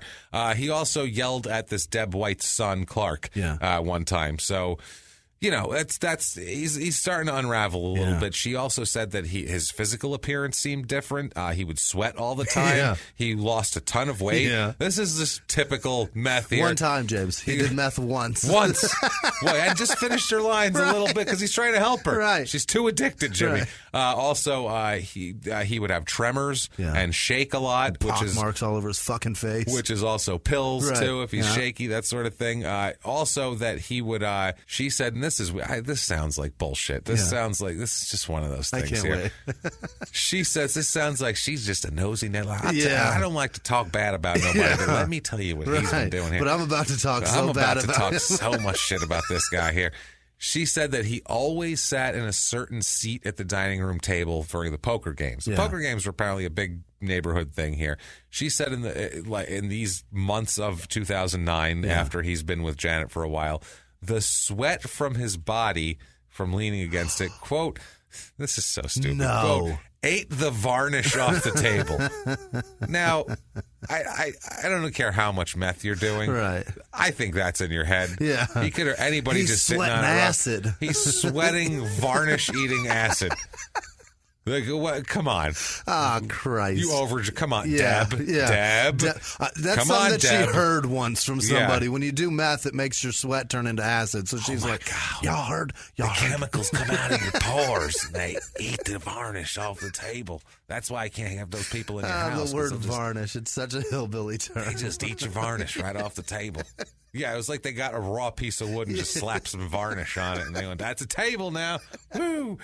So she also says that she went over to their house, the Surbaugh's house, right after he had been arrested at school for the drugs here, and she observed Michael yelling at Julia when Julia mentioned that, hey, everyone knows you got arrested in town because there's 700 people here and you're a science teacher at the goddamn high school and you had fucking pills and drugs in your car. Right. So she says that. He gets mad, takes exception to that. Yeah. Like, how dare you?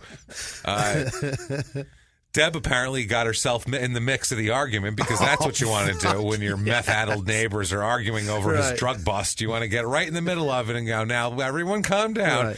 Deb said she took Julia's side and said that, she said, look, everyone's talking about it. Then brought up an online site called Topics. Do you know what this is? Bitch. It's like local people talk shit about each other. It's a sewing circle online. Right. It's an online dickhead sewing circle. Here it's next door. Yeah, it's a there's different one thing. here. It's the same shit. And I found all this shit on Topics too. Really? Oh yeah. This is great. So we're not going to go over the whole deal, but she said, that Deb ends up showing him the Topics discussion thread.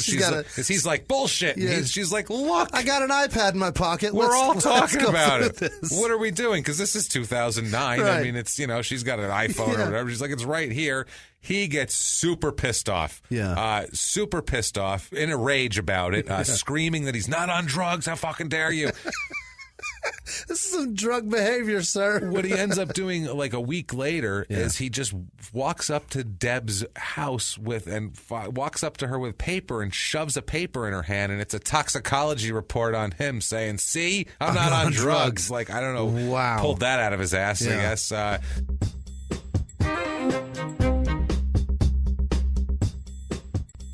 August 4th, 2009, he seeks counseling. Janet Morton goes with him to see a psychologist named Mike Morello. They go and he's getting counseling for substance abuse. Now, they're very happy with themselves for doing this. They're proud of themselves, Jimmy. So, maybe they'll, get a meal. Let's be proud of themselves. No. What they do... How did he celebrate? To, quote, reward themselves for their progress and their recovery, they've got a motel room and got a half-gallon of vodka. Half-gallon of vodka.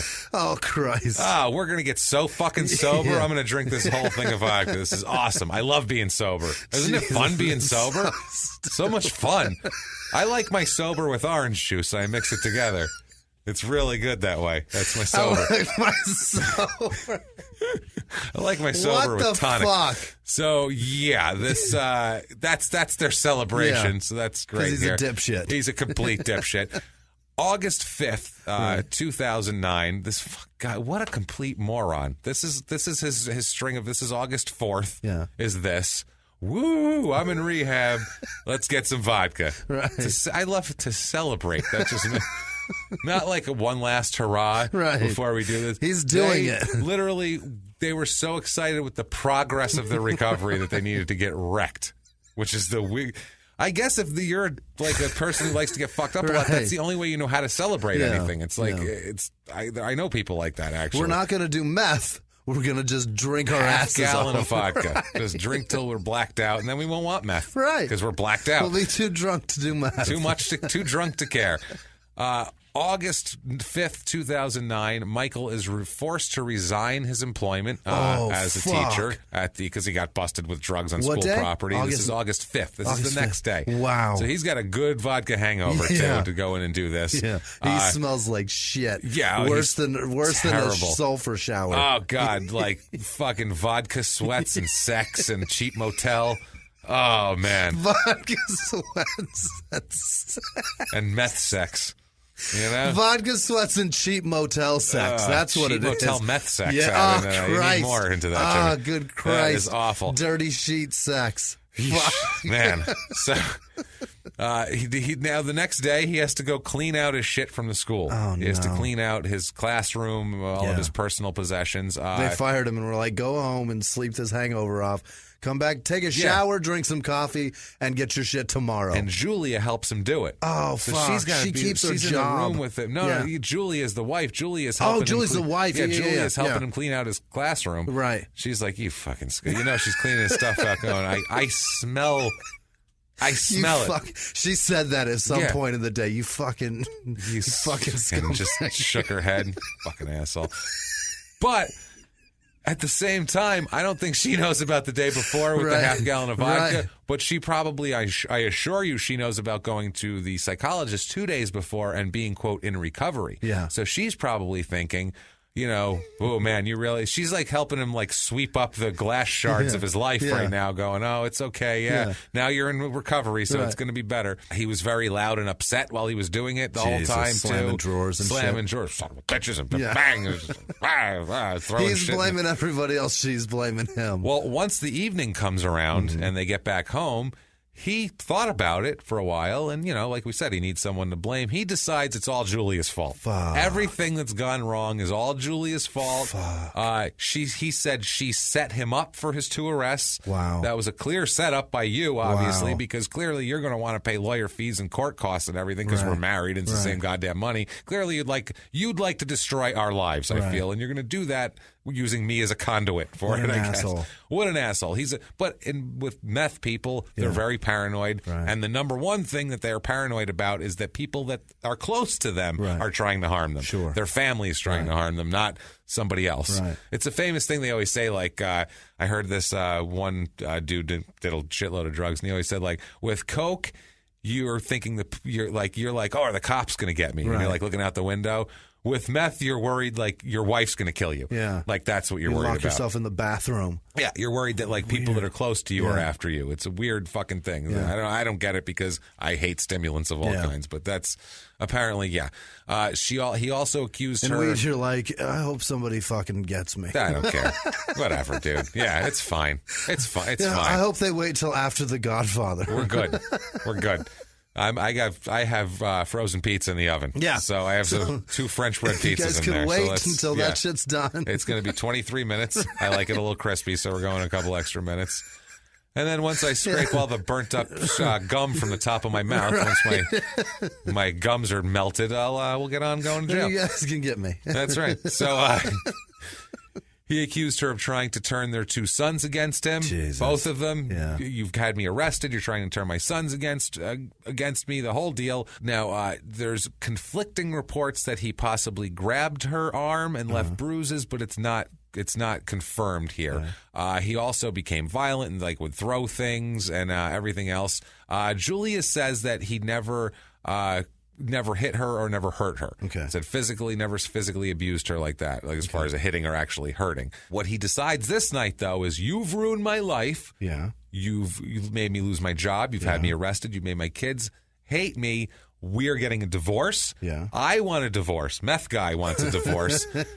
I'm going to leave you, and I'm going to move in and be with Janet. Oh, no. I'm moving in with her. Only she gets my Is meth. He breaking the news to her now? He's breaking the news now. Okay. After he got all the shit out of the school and they had a big fight and he blamed her for everything. He's now telling her that he cheated on her. I'm not cheating. I'm leaving you for someone else. Right. We're done. Which it's means over. for sure I cheated on you. Well, yeah. Why would you leave? Right. I have a whim that me and this person might get along. She's going to be into it. Yeah, we might be into each other, but I'm not sure. I'll leave you and find out. I'm going to show up on her doorstep and be like, I left my wife. No, you have that carpet laid out nice and smooth and all stapled down before you're leaving anybody. I guarantee you that is something that's never happened. That somebody left their wife, knocked on somebody's door, and was like, "Hey, I'm here for you now. I left my wife." Yeah, you know what? Like, I know we've had nothing going fuck? on, but I sensed a vibe. What would tell you that? I caught a vibe. I feel like we were vibing. That look, yeah, you know what I'm saying. Unbelievable. The kids, luckily, are spending the night at a neighbor's house with friends. I guarantee you that has happened before. Oh, yeah. I guarantee you it's happened probably 1,000 times to some woman that, I don't know, just was living her life. Yeah. And then some dude just shows up and is like, I left my wife for you. Well, what the fuck are we supposed to do now, idiot? I don't know you. All those talks we have, and she's like, what are you talking about? What the fuck are you talking about? No clue who you are. No clue. You work 3 cubicles down. I know nothing about you. We've never even had lunch together. I don't know you. He's like, but I'm in love with you. What the fuck? So the kids, the 2 boys, are at a neighbor's house that night. They're spending the night at the neighbor's house, which is good. At least they're not hearing this awful fight, which is helpful. So they're over there. The morning of August 6, 2009, morning begins with Julia calling 911. Uh-oh. Okay? We'll find out why she called 911. In total, in the next little while here, there's going to be 4 total times she's going to talk to 911 dispatchers in a minute here, or someone on one of her friends here. Yeah. She calls the first call to 911, picks up the phone, calls 911, says, "Hi, Michael is trying to shoot himself," and then hangs up the phone. Doesn't stay on the line. Just goes, Mike shooting himself, click, that's it, done. So you're the 911 operator. You're like, okay, well, I don't know what the hell that was. Come from? Right. So they call you back, obviously, because that's what 911 does when you say someone's trying to shoot each other. They have caller ID and shit. That's all. They call you right back. Right. She answers the phone, yellow. Yeah. Just like, how's it going? Pete's taxidermy. Like, she's just like, whatever, yellow. Just real relaxed. Right. And they're like, you called us that someone was trying to shoot themselves. And he goes, she went, Mike shot himself, and then hangs up the phone. Okay. They're so like, he did. She's saying at this point he shot himself. So she's like, okay. 911. Oddly enough, is even more intrigued now. Weird. From trying to shoot himself to has shot himself. Right. More intrigued. Right. They want more details. They got questions. They'd like a detail or two. Sure. Just Mike shot himself isn't a lot of information to go off of. So they call back again. She answers again, yes, like we've already talked. Right. She said, look, Michael shot himself. I already told you that. Click, and hangs up the phone. She doesn't get how 911 works. What the hell is she doing? You have to stay on the phone and tell them what's going on. So they call her back, and they're like, listen, asshole, we need to talk to you. But she doesn't answer, Julia. Ann Wilson answers the phone. Julia's like, I can't even talk to this. I told him he shot him. I don't know what more information What do they want from me? What more do you want? He shot himself. That means he's show shot up. now. Right. Or not. We don't care. Just I wanted you to know. Right. So Ann answers the phone. Ann Wilson. She's playing telephone between the 911 people and this lady. She's saying that she's relaying Julia's story of how this happened to the 911 dispatcher. She's saying that Michael was trying to shoot Julia and the gun accidentally discharged and struck him. Okay. Then after that, she said that he intentionally shot himself in the head. Okay. He was shot 3 times in the face. Jesus so Christ. It accidentally discharged and struck him 3 times in the face. I will say that's pretty good. If that's true, that's some meth addict behavior. That's what a methy will do. But accidentally discharged and struck him 3 times in the face. I want more good. information. Now, at this point, by the way, he's not dead. 3 shots in the face. He is able to walk around and talk. He thinks he's fine. He walks out of the home. Yeah. The neighbor helps him outside. He goes and stands out in the front yard with the bleeding from the face with 3 gunshot wounds. That's what kind of gun? I think it's a 22. Okay. It's that 22 pistol. Yeah, the 22. Right. The emergency medical personnel show up. Mm-hmm. They show up. He says, "My wife shot me." He's going, "What the fuck, man? This is crazy." He's telling the wife shot me. He's outside, but he's like concerned with regular things. He goes and he's like, "Hey, can you guys go inside for me? Because that crazy one's in there. Yeah. She's got a gun and everything. Right. Mind going and grab? I need my cell phones. I got 2 phones. My glasses. I'm gonna need my wallet. And can you grab me my chew too? My Christ. Smokeless tobacco. He wants all this. He wants his chew. And also, there's a plastic bag with some shit in it. Just grab all that stuff for me if you would." And they're like, "Okay." They bring it out to him. He's considered medically stable at the scene. My God. 3 shots in the face. Dan Moran is the paramedic, this guy's name. He says that he arrived there, and the guy, he said that when he arrived, this was after the initial guys arrived, Michael's sitting in a lawn chair in the front lawn with several gunshot wounds to the face, bleeding and, blood everywhere. He's alert. Yeah. He knows who he is. He said he knew what day it was. Jesus. He was fine. He's that Indian from The Quick and the Dead. Yeah. Jesus Christ. The paramedic said, quote, "While he appeared worried, he was relatively calm." I'd say worried is a good thing. Are these gunshots bad? Yeah. They feel like they're right in my face. Is that they're right in my face? Or did one miss me? Did it graze me? Right. It's a flesh wound. He's calm. They question him about trying to shoot himself because they're like, "Hey, your wife said you tried to attempt suicide." And he replied that he didn't shoot himself. Quote, "She did." That's what he kept saying. He kept saying it, like pointing inside. She did. She did. At this point, he's stable. He's got good blood pressure, a good pulse rate, appropriate level of consciousness, they call it. He's fine. He's a medical marvel. He tripped and hit his knee. So meth will protect you from gunshots to the face. Everyone do meth. Fuck it. Unbelievable. No wonder why the Nazis were doing it so much. They're like, they can shoot us right in the face and we don't even know it. It's fine. A Corporal Loffridge of the West Virginia State Police Department, he comes in and helps with the investigation here. He overhears Michael say, just to know, quote, no one in particular, that, quote, "The bitch shot me." He kept saying it over and over. "That bitch shot me." Like he was surprised. "She fucking shot me." He kept saying that was his phrase over and over. "The bitch shot me. That bitch shot me." Like, what the fuck, man? And I don't think that has anything to do with gender. That's to do with when someone shoots you, you go, "You're a bitch. You just shot me in the face." That bitch. That's asshole behavior. Unbelievable. So yeah, he's asking for his dip and all that sort of thing, and he's just going to have a normal thing. Detective or Deputy Vandever comes in. Vanderveer, thank you. Right. No, it's not. It's Vandever.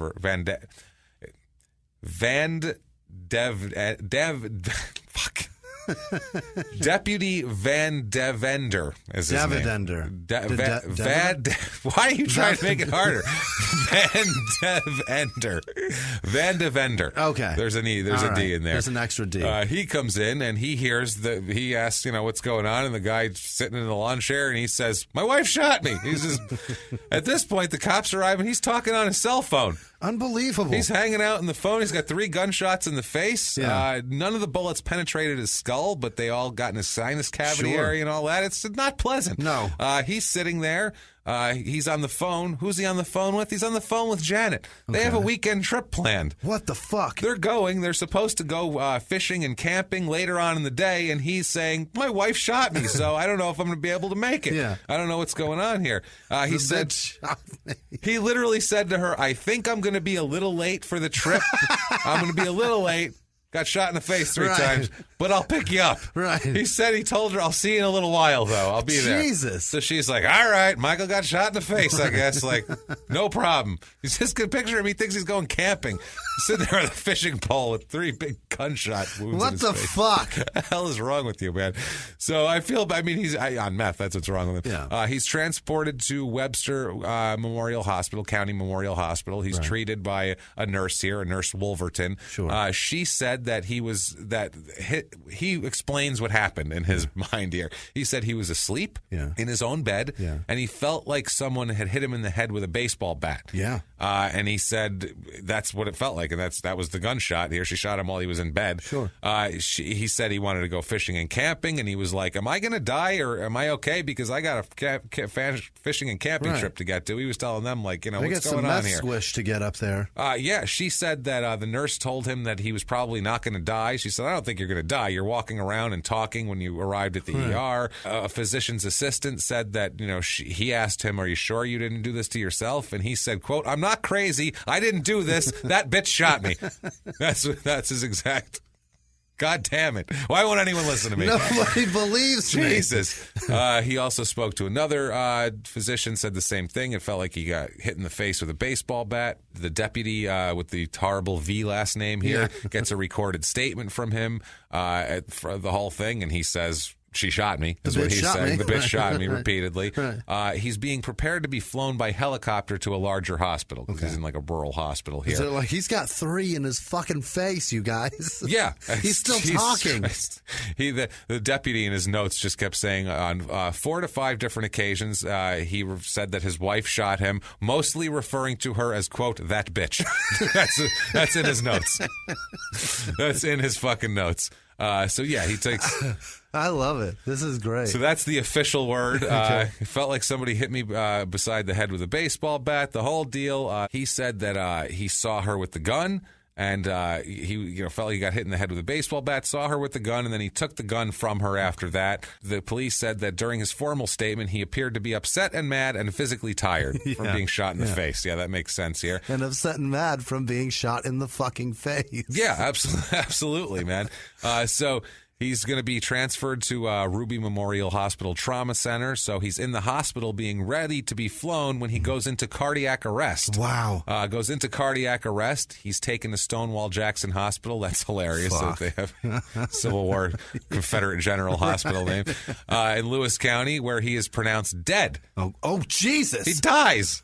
Wow. 4.5 hours after being shot, Michael's dead. He's going to be super late. He's fucking... Listen, Janet, she's still waiting. Yeah. I picture her sitting outside with a fishing pole, sitting on the front step with like a camping backpack and a fishing pole. Like, when's he coming? Like a little kid waiting for his dad, like in Arrested Development. Vest. Yeah. That brown vest with the lures attached to it. Yeah, exactly. He's waiting for Jeffrey Tambor to come in Arrested Development and go, listen, sorry, pal, with like some hot chick in the car behind him. Look, I have a lot of work to do. The medical examiner says it's a result of an air embolism caused by the gunshot wounds. Yeah. That is the official cause of death. 2 bullets entered and exited through the side of his face. Another bullet entered the side of his head, fracturing the lateral wall of the maxillary sinus and the zygomatic arch, which I know you have a constant problem with your zygomatic arch. You're always complaining. I'm like, Jimmy, I'm tired of hearing about it. Bullet fragments were lodged inside the area of his sinus cavity, but none of the bullets penetrated the cranium and went to the brain. 2 of the bullets were fired from a distance of greater than 18 inches, while the shot that got into his sinus cavity was at near contact range. So that seems like that's the one on the bed. Comes up, shoots him. He gets up. She shoots him twice more, and then he gets and takes the gun. What the fuck are you doing? You're shooting me. Can you imagine being that person who got the gun taken away, though? How are you walking? I just shot you 3 times. I shot you right in the face. Right in the face. That'll lead to calling the fucking police, talking about, just get here. This shit is out of control. This has gone bad. Now, this is before he was dead. She says her story is that her husband, she said that Michael tried to shoot her. She said they were lying in bed together. That there was a struggle and the gun accidentally went off and struck him in the face. Jesus. That's a bad story because he's got shot 3 times. So but if that is in fact the story, that's crazy. Definitely, that it would go off 3 times like that, right in the face. That's wild. Later, that's why she didn't give the police any answers on 911. Like, I don't know how to explain this. Just get here. Michael's been shot. We have more questions. Listen, I just shot him 3 times in the fucking face and he's walking. I have 0 answers for anything. You have questions? I have questions.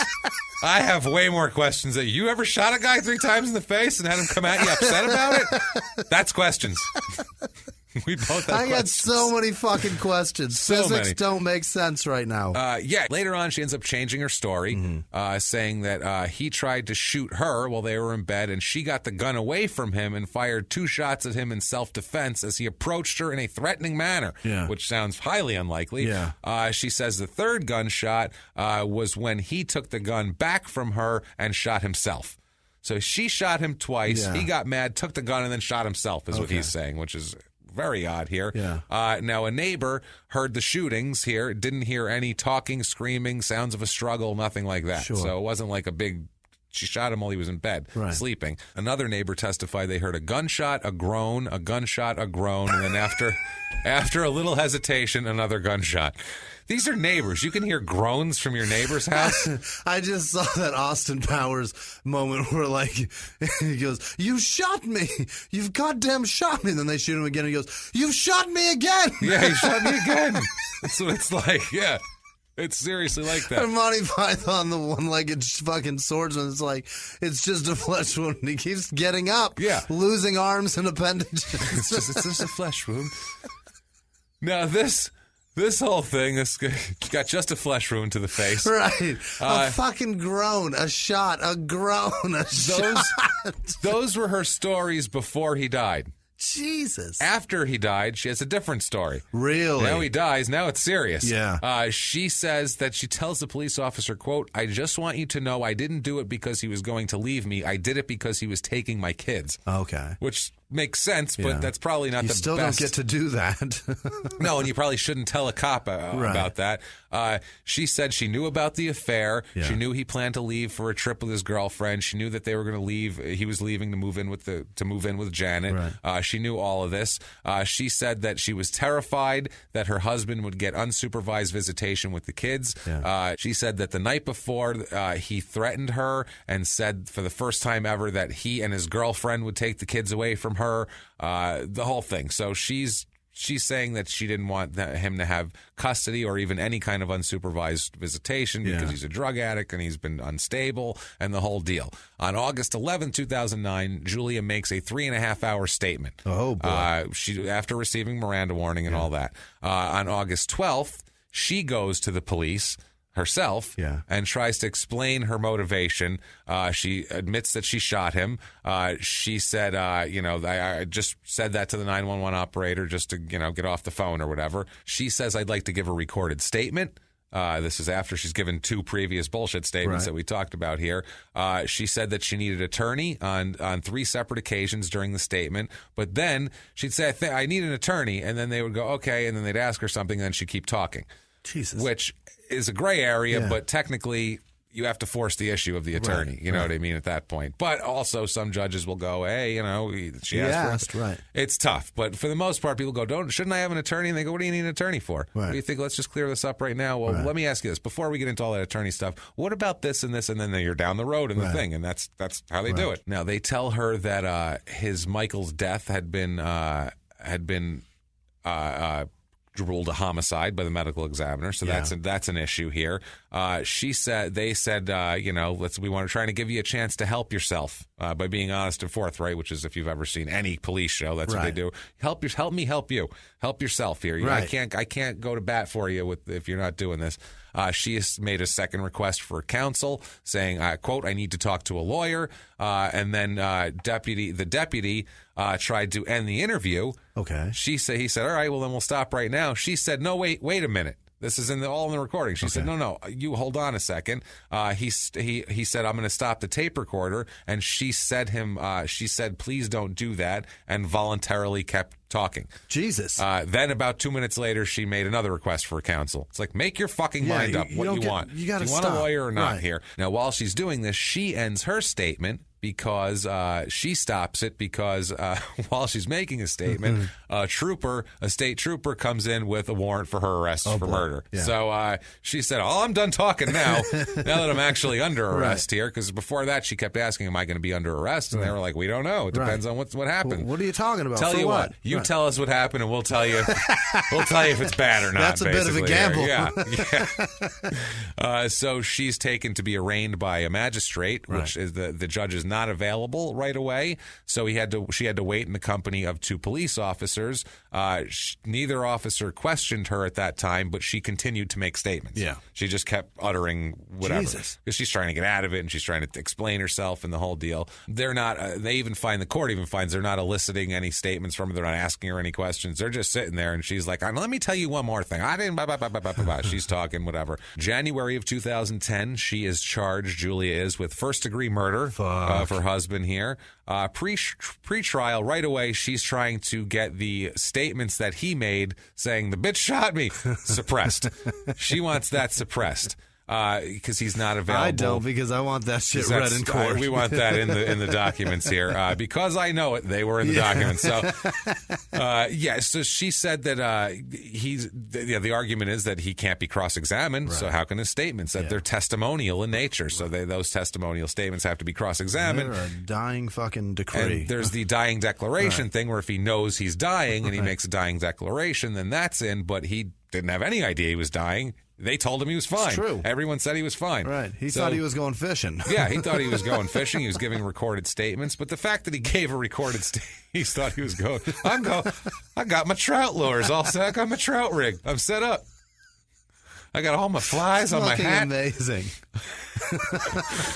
But yeah, the circuit court finds that the statements are admissible in court. Sure. They're called excited utterances. Okay. Is how they do it. And they were made within a short time frame after he received his injuries, but he was still laboring under the stress of the events. They were like, he was fucked up enough to think he was messed up to where these are considered excited utterances. But in all this, they end up letting in those statements. She tries to get everything she said after she was served the warrant. She tries to get that tossed out too, but there's no evidence that they didn't ask her anything. Right. They're just sitting there and she's talking. Right. So it's like, we told you have the right to remain silent. Right. That doesn't mean you must remain silent. Right. You can if you want, but if you want to incriminate yourself, knock yourself out. Your call. Go crazy.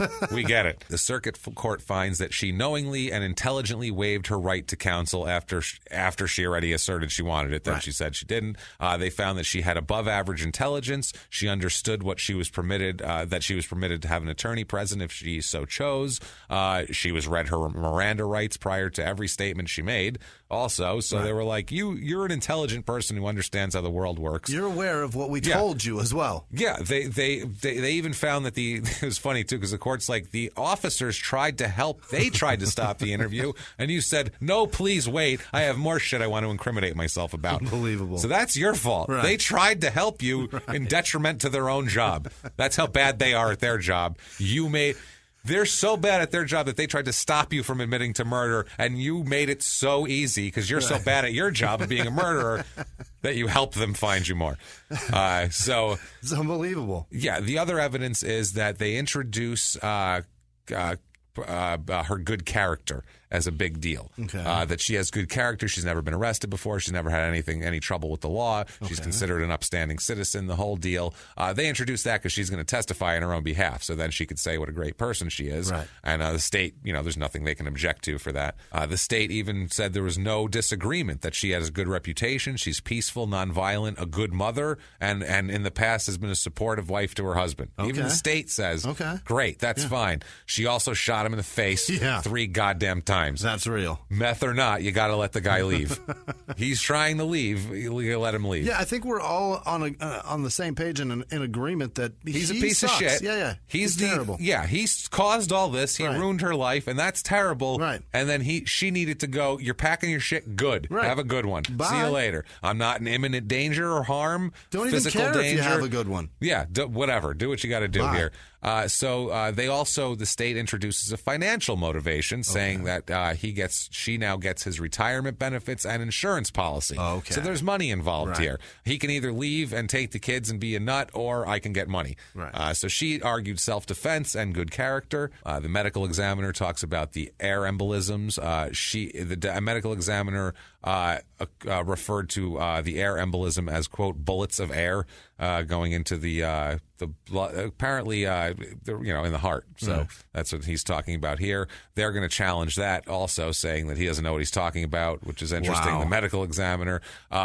They put their own pathologist up, the defense, saying that his death was a result of self-inflicted gunshot wounds.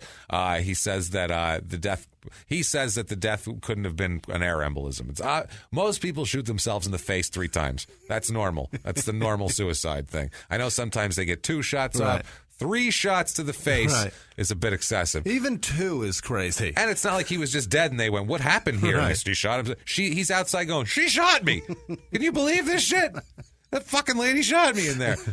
It's nuts, man. That bitch shot me. Bitch shot me. I can't believe this here. Now, the last statement, too, that really screwed her was the statement Julia made that was about an hour and a half long on August 12th there. Julia's team, seeks to have a harden instruction given to the jury.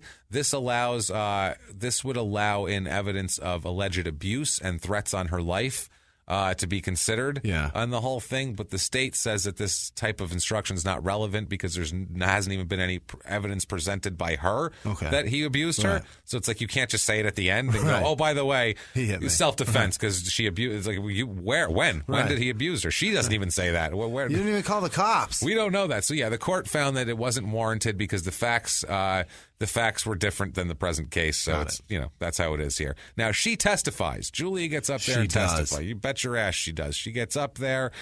She acknowledged she made many different statements.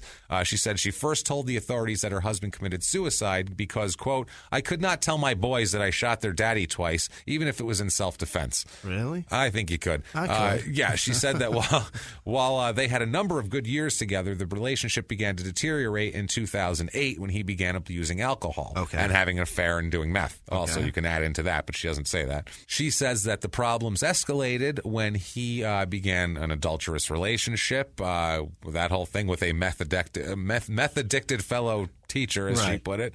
Now, Janet gets on the stand and says that the whole relationship started out with Michael supporting her as she tried to break her addiction to drugs. But then it soon turned into romance, and like we said, what does meth do? It's a big dirt pile with arms and legs, and if you're standing near it, you're getting sucked right in like a fucking tornado. And that's what he was. He was like, what's that coming down the street? Oh, shit, and clouds and things coming. I'm in the tunnel. I'm in it now. Elbows. Oh, shit.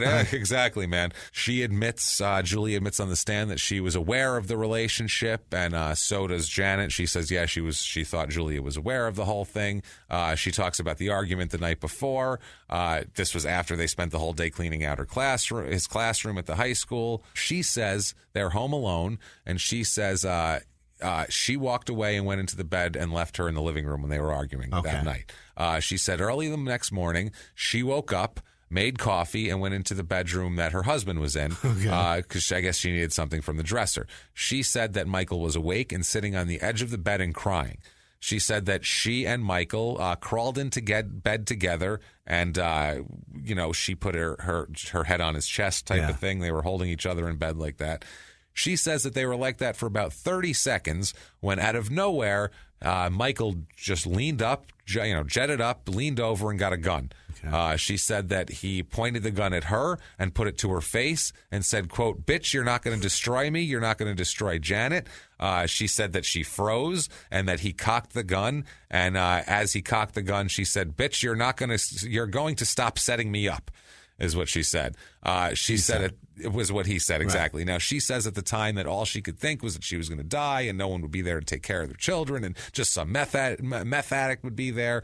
She said she swung her hand toward the gun, causing him to become off balance, and then he fell toward the top of the bed and the gun fell from his hand. Okay. Very unlikely. She's a hero. Scenario. Yeah. She's unbelievable. Amazing. She's Die Hard is what she is. This is incredible. She's much better than Jackie Chan. Oh, so good. She karate chopped the gun out of his hand, Jimmy. This is incredible. Incredible. No, she hit the gun so hard that he lost balance and fell forward. And lost the gun. Right. Just threw it. Yeah. She said she then grabbed the gun and slipped backward off the bed and ended up in the corner of the bedroom. Okay. She said that he started coming toward her in a rage at this point now. And she's blown away that her Krav Maga worked. Oh, she's like, shit, wow, that guy was right. That was worth $100 a week. So she said she then fired a gun. She said she fired a shot toward him, not at him, but just like a warning shot, and that ended up in a closet somewhere. But didn't matter to him. He kept coming. Michael was on her, so she said she fired a second shot, which hit him in the cheek. She said then Michael grabbed her and got the gun out of her hand while stating, quote, "You're not going to get me for this, bitch." And then she said as they were struggling, the gun went off again, and she didn't see where the bullet landed. But she did say Michael was bleeding from the face and requested that she go get a doctor. She then says that he left the room, went into the bathroom, keeping the gun with him. And they said they later found the gun in the bedroom. Okay. Now they cross-examine her because this is insane, and they were asking questions. And we're not taking anything away from abused people, right? But this type of shit takes away from abused people. It does. That this is a real problem. People that get hit all the time and don't know how to get out of it because they're just stuck. They feel they're stuck. And some people who actually are in fear of their lives, right? And, like, we get that, but she's not. She wasn't into. No. Her life was fucked up. Yeah. But you know what? A lot of people's lives are fucked up, and you don't get to shoot people over it just because the person messed your life up. Right. You know, so because he's an asshole and does fucking drugs with a coworker. He's a piece of shit. He is. He's a terrible human being. You leave him and you move on. You get out. The victims in this story are two little boys. That's who the victims the thing. are. Yeah. Now their dad's gone, and we'll find out what happens to their mom here. Oh, boy. Hopefully Janet's there. So let's hope not. So she said that in the cross-examination that he was a loud and physically violent person, but never to her. Right. Never physically violent to her. She said there was no domestic violence. I guess he had a first wife that accused him of a physical violence, had detailed episodes, and she even denied that. She even said, I didn't even think that was true because he wasn't like that. She stated that she was, quote, not trying to make Mike out as a physically violent person that harmed me. She just said that at that moment in time, that's what she felt about it. So this doesn't look great for her. The jury does not take long. On May 20th, 2010, they return a verdict of guilty of first-degree murder. They recommend no mercy for her and made a specific finding that a firearm was used in the commission of the incident, which is how they can get an aggravator to get no parole. Right. She is sentenced to life in prison without the possibility of parole, and on top of that, ordered to pay all costs and court-appointed attorney fees. Holy shit. So while you're in there making 12 cents a day for doing whatever, moving rocks to over there, it's going to be a while before you get this paid off. My God. She obviously appeals quickly. Appeals on the grounds that they didn't give that hardened instruction about good character and that they did not suppress her statement to the police when she was asking for a lawyer and then talking for no reason. The statements that he was making, the court relied upon apparently an exception called a, quote, catch-all exception to the hearsay rule that says it's basically, it's so hard to explain all this shit. They just basically say that it's an excited utterance. There's no need to, they even say in the documents, quote, there's no need to delve further into the residual hearsay exception. They're like, this is even boring for court. Right. Fuck it. Moving on. They said it's not a reversible error on that one. Her third statement to law enforcement, they say that there's no error in the circuit court's decision to not suppress it because she kept doing it herself. Nothing was elicited from her at that point. Next is the jury instructions, the failure to give a good character instruction. The circuit court found, the first court found that the facts elicited at trial didn't support giving that instruction, and that now Julia asserts that the failure to give this instruction about her good character warrants a reversal of the whole decision at this point. She's saying that little bit, them saying, hey, by the way, she's a good person, that would have been the difference between this and that. What they said to the jury was, quote, Julia Serbaugh has introduced evidence of her good character. Good character is a circumstance to be considered by the jury with all other facts and circumstances in the case on the question of guilt or innocence of Julia Serbaugh, and can alone give rise to reasonable doubt of her guilt on your part. But if you believe Julia Serbaugh is guilty beyond a reasonable doubt, her good character cannot be taken into consideration to mitigate, justify, or excuse the commission of a crime. Okay. So that's what they wanted it to be said. But that's really the whole time they said she had good character. In the beginning, they allowed her to put in good character, whatever. Now, what they say here is that the facts surrounding the refusal to instruct on good character are identical to another case that we won't get into. But there's I'm not going to get into precedent cases here. This isn't a law show. So they said that the petitioner, which is her, because it's an appeal, requested an instruction deficient in some respect on a point vital to her defense that was not covered in the general charge to the jury, which is supported by uncontroverted evidence. Under the limited circumstances of this case, it was error not to give a proper good character instruction. There was no guidance to the jury via specific instruction or by general charge on how to interpret the evidence of good character. Therefore, the instructional error is sufficient enough to warrant a reversal of the conviction and remand for a new trial. Upon retrial, she is entitled to an instruction of good character if such evidence is introduced. Wow. She got a new fucking trial. Because they didn't say, by the way, she's a good person. They didn't say, by the way, she's not a piece of shit. Take that for what you will. Wow. Even though earlier in the thing they'd said, she's not a piece of shit. Take that for what you will. But then, so she is, she's still in jail, but she does not have, it's a vacated murder conviction It's now. still vacated right now? No, we're talking. Okay. February 14th, 2014. Or February 2014. New trial. They're not going to let her go on this whole thing here. They have a new trial, again, saying she committed intentional premeditated murder. Right. The defense, again, says that she fired 2 gunshots in self-defense and that the husband self-inflicted the third one. She asserts medical negligence was the cause of her husband's death this time. Really? She's saying, you can't charge me because the gunshot wounds weren't the cause of death. I shot him, but their negligent care is what killed him. He would have lived if they took care of him. The balls he went it takes to put that. Stonewall Jackson. Can you imagine that? Can you imagine? I set it on fire, but no one put it out. That's the problem. If you would have put the building out, it wouldn't have burned to the ground. Just because I set it on fire, that's not arson, technically. It could have been stopped. Wow. Holy That's unbelievable. Shit. So it's a 12-day trial somehow with this bullshit. The jury finds her guilty of first-degree murder here. Of course. They're like, you are full of shit. What a story. What kind of... They find her... The balls to just blame a doctor for not saving him. It's wild. For not fixing up her injuries. Yeah. How do you not... what the fuck? So she files another appeal after that. Yeah. It's a motion for... post-trial motion for new trial or judgment of acquittal. The court denies it in July 2014. Based on the fact she's full of shit. Yeah, based on the fact that she's completely full of shit. Right. In 2016, she has another appeal. This is mainly based on the medical examiner's opinion. She's saying she's trying to say his opinion isn't reliable. Sweet Pete, she's a dickhead. She's a total asshole. Now, this guy they went over his... Dr. Mahmoud, I'm sorry, Dr. Mahmoud, my Andrew Jackson moment. I assume it's Muhammad. Dr. Mahmoud here, he apparently they went into like his when he like tried like the tests for the state, whatever, and they're like, well, he failed this test once and he failed trying to say he didn't know what the fuck he was talking about. But the fact that he's the state medical examiner, when they shouldn't negate all of it. Who gives a fuck? And when you put a witness in as an expert witness, you can challenge that. Sure. And if your attorney doesn't challenge that, or if it's accused, or if it's found that he's an expert or she's an expert, they're an expert.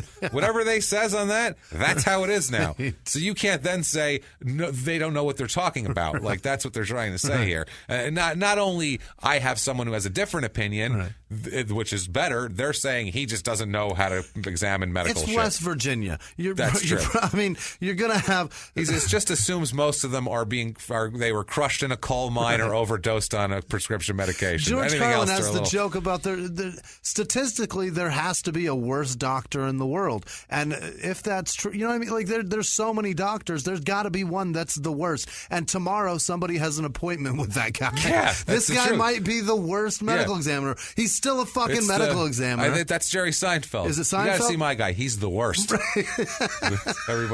He's the best. He's the best. You got to see my guy. He's the worst. He's the worst. It's just awful.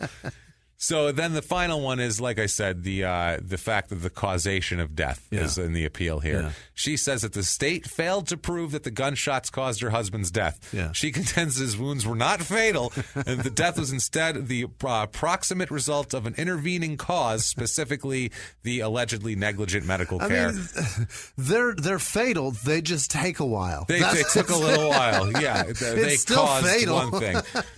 So the court here says that she fails to prove that the criminal agency is now responsible for his murder. So, yeah, I shot him, but those fucking doctors, you can't even shoot your husband and rely on people to do their goddamn jobs and save his life.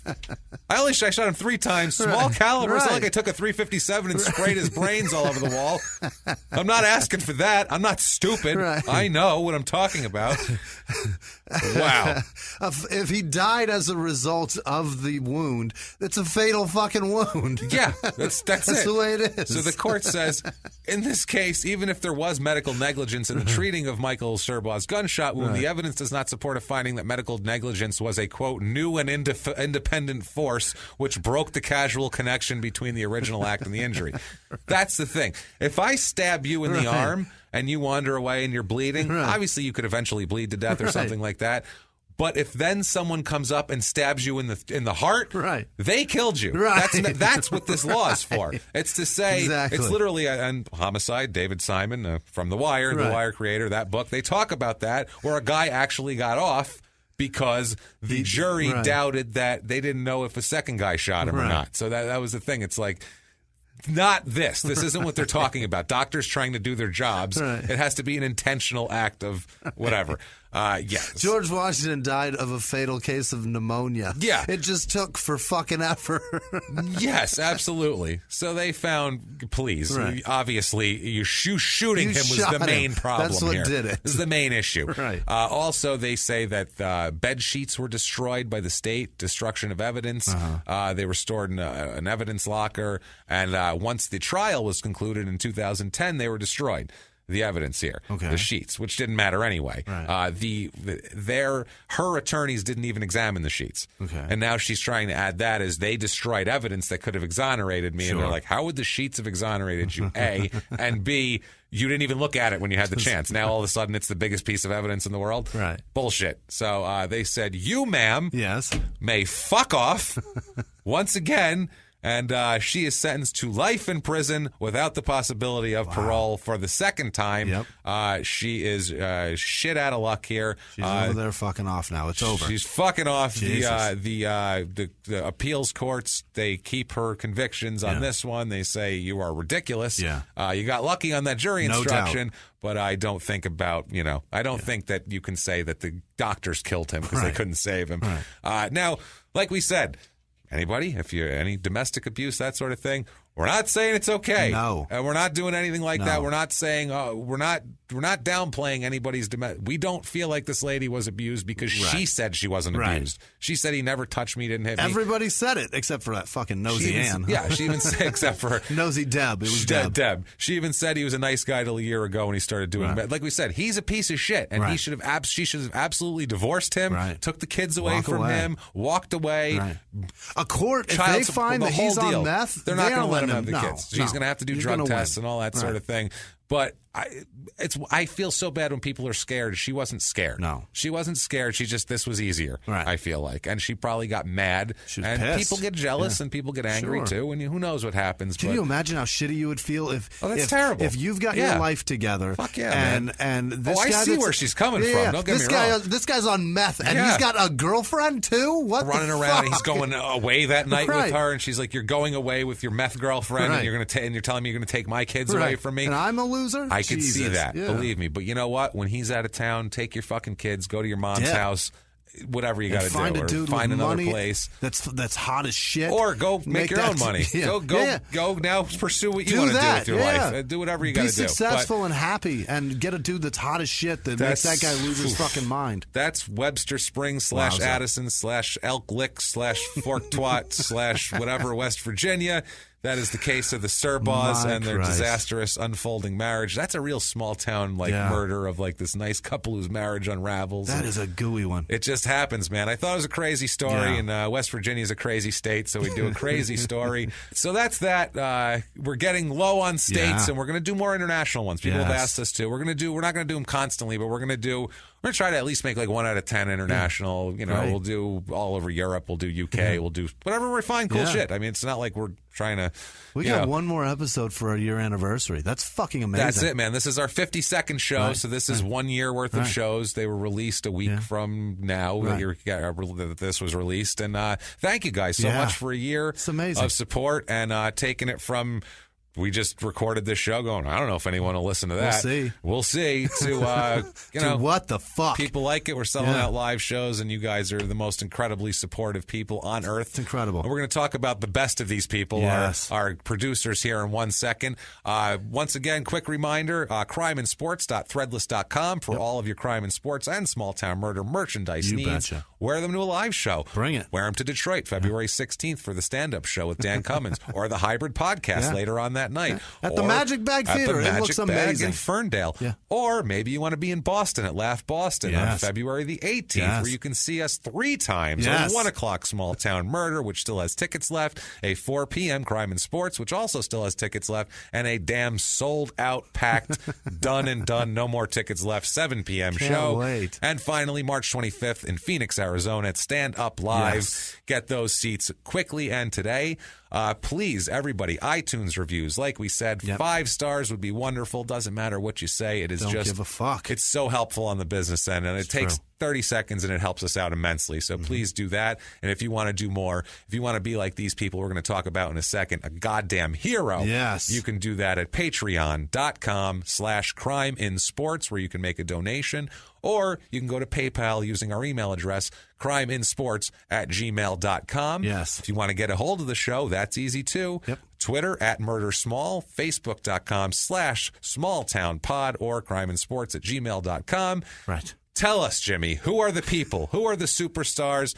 We got past all the shit that we don't. Now let's get to the important part. The people who have been amazing to us this week. Supporters, the people that actually listen and give a shit. Thank you so much, you guys. You guys have been fucking incredible. Thank you guys so much. The executive producers continue to be Jess Landgren and Christiane Castaldi. Because they're amazing. You two are fantastic. And then this week, Mary Hemphill came through with an enormous... Thank you. Mary, thank you. Really. So much. Really. You guys are amazing. We can't do this without you, so thank you. Esther Wright, Eric Pennywell got creative and donated. I saw that. With a message that the message was "Shut up and give me murder," and he donated via it was basically the letters of the alphabet was how it turned out. Be sure to drink your Ovaltine. That's what I think it was. Thank you, Eric, for being creative and having fun with it. That was cool. Thank you. Stacey Huffaker constantly with. Yeah, that's really nice of her. Thank you, Stacey. Thank you so much. I'm still trying to figure out if there's a message buried in that shit too. If there's a message, I tried to figure out, is that a currency translate? I'm like, is that a percentage for this is how much of my day you guys ruined? I don't know what it is, but I love it anyway, and I'm having fun thinking about it. So thank you. Travis Hess, Will Taffet, Julia Schuster, Madison Grout, Dirty Girls Cleaning LLC. I'm not sure what that is. Google Dirty Girls Cleaning and see if... maybe not at work, though. Maybe wait till you get home, just in case. Do it on your phone. It could just be naked girls cleaning on video. I hope it is. I really aprons. do. That's Jimmy, awesome. Go crazy. Shit, yeah. Kristen Sassano, Kelly Schulte, Nicole DeHart, Rob, Mary Hemphill again. That was where I wrote it, but then I wrote it up at the top as well. Thank you. Thank you, Mary. James Cook, just about every damn week that guy comes through. Thank you so much, James. It's amazing. William Sherwood, Brinley Richardson, Naima Shea, Nick Goodall. Thank you, brother. I appreciate it. That was a nice one also. Jerry Hutton, Elizabeth White, Heather Shelley, Ann Nitch, Andrew Dupuis or Dupuis. Dubois? There's no O. It's not Dubois. I tried so hard to pronounce. It's Dupuis or Dupuis.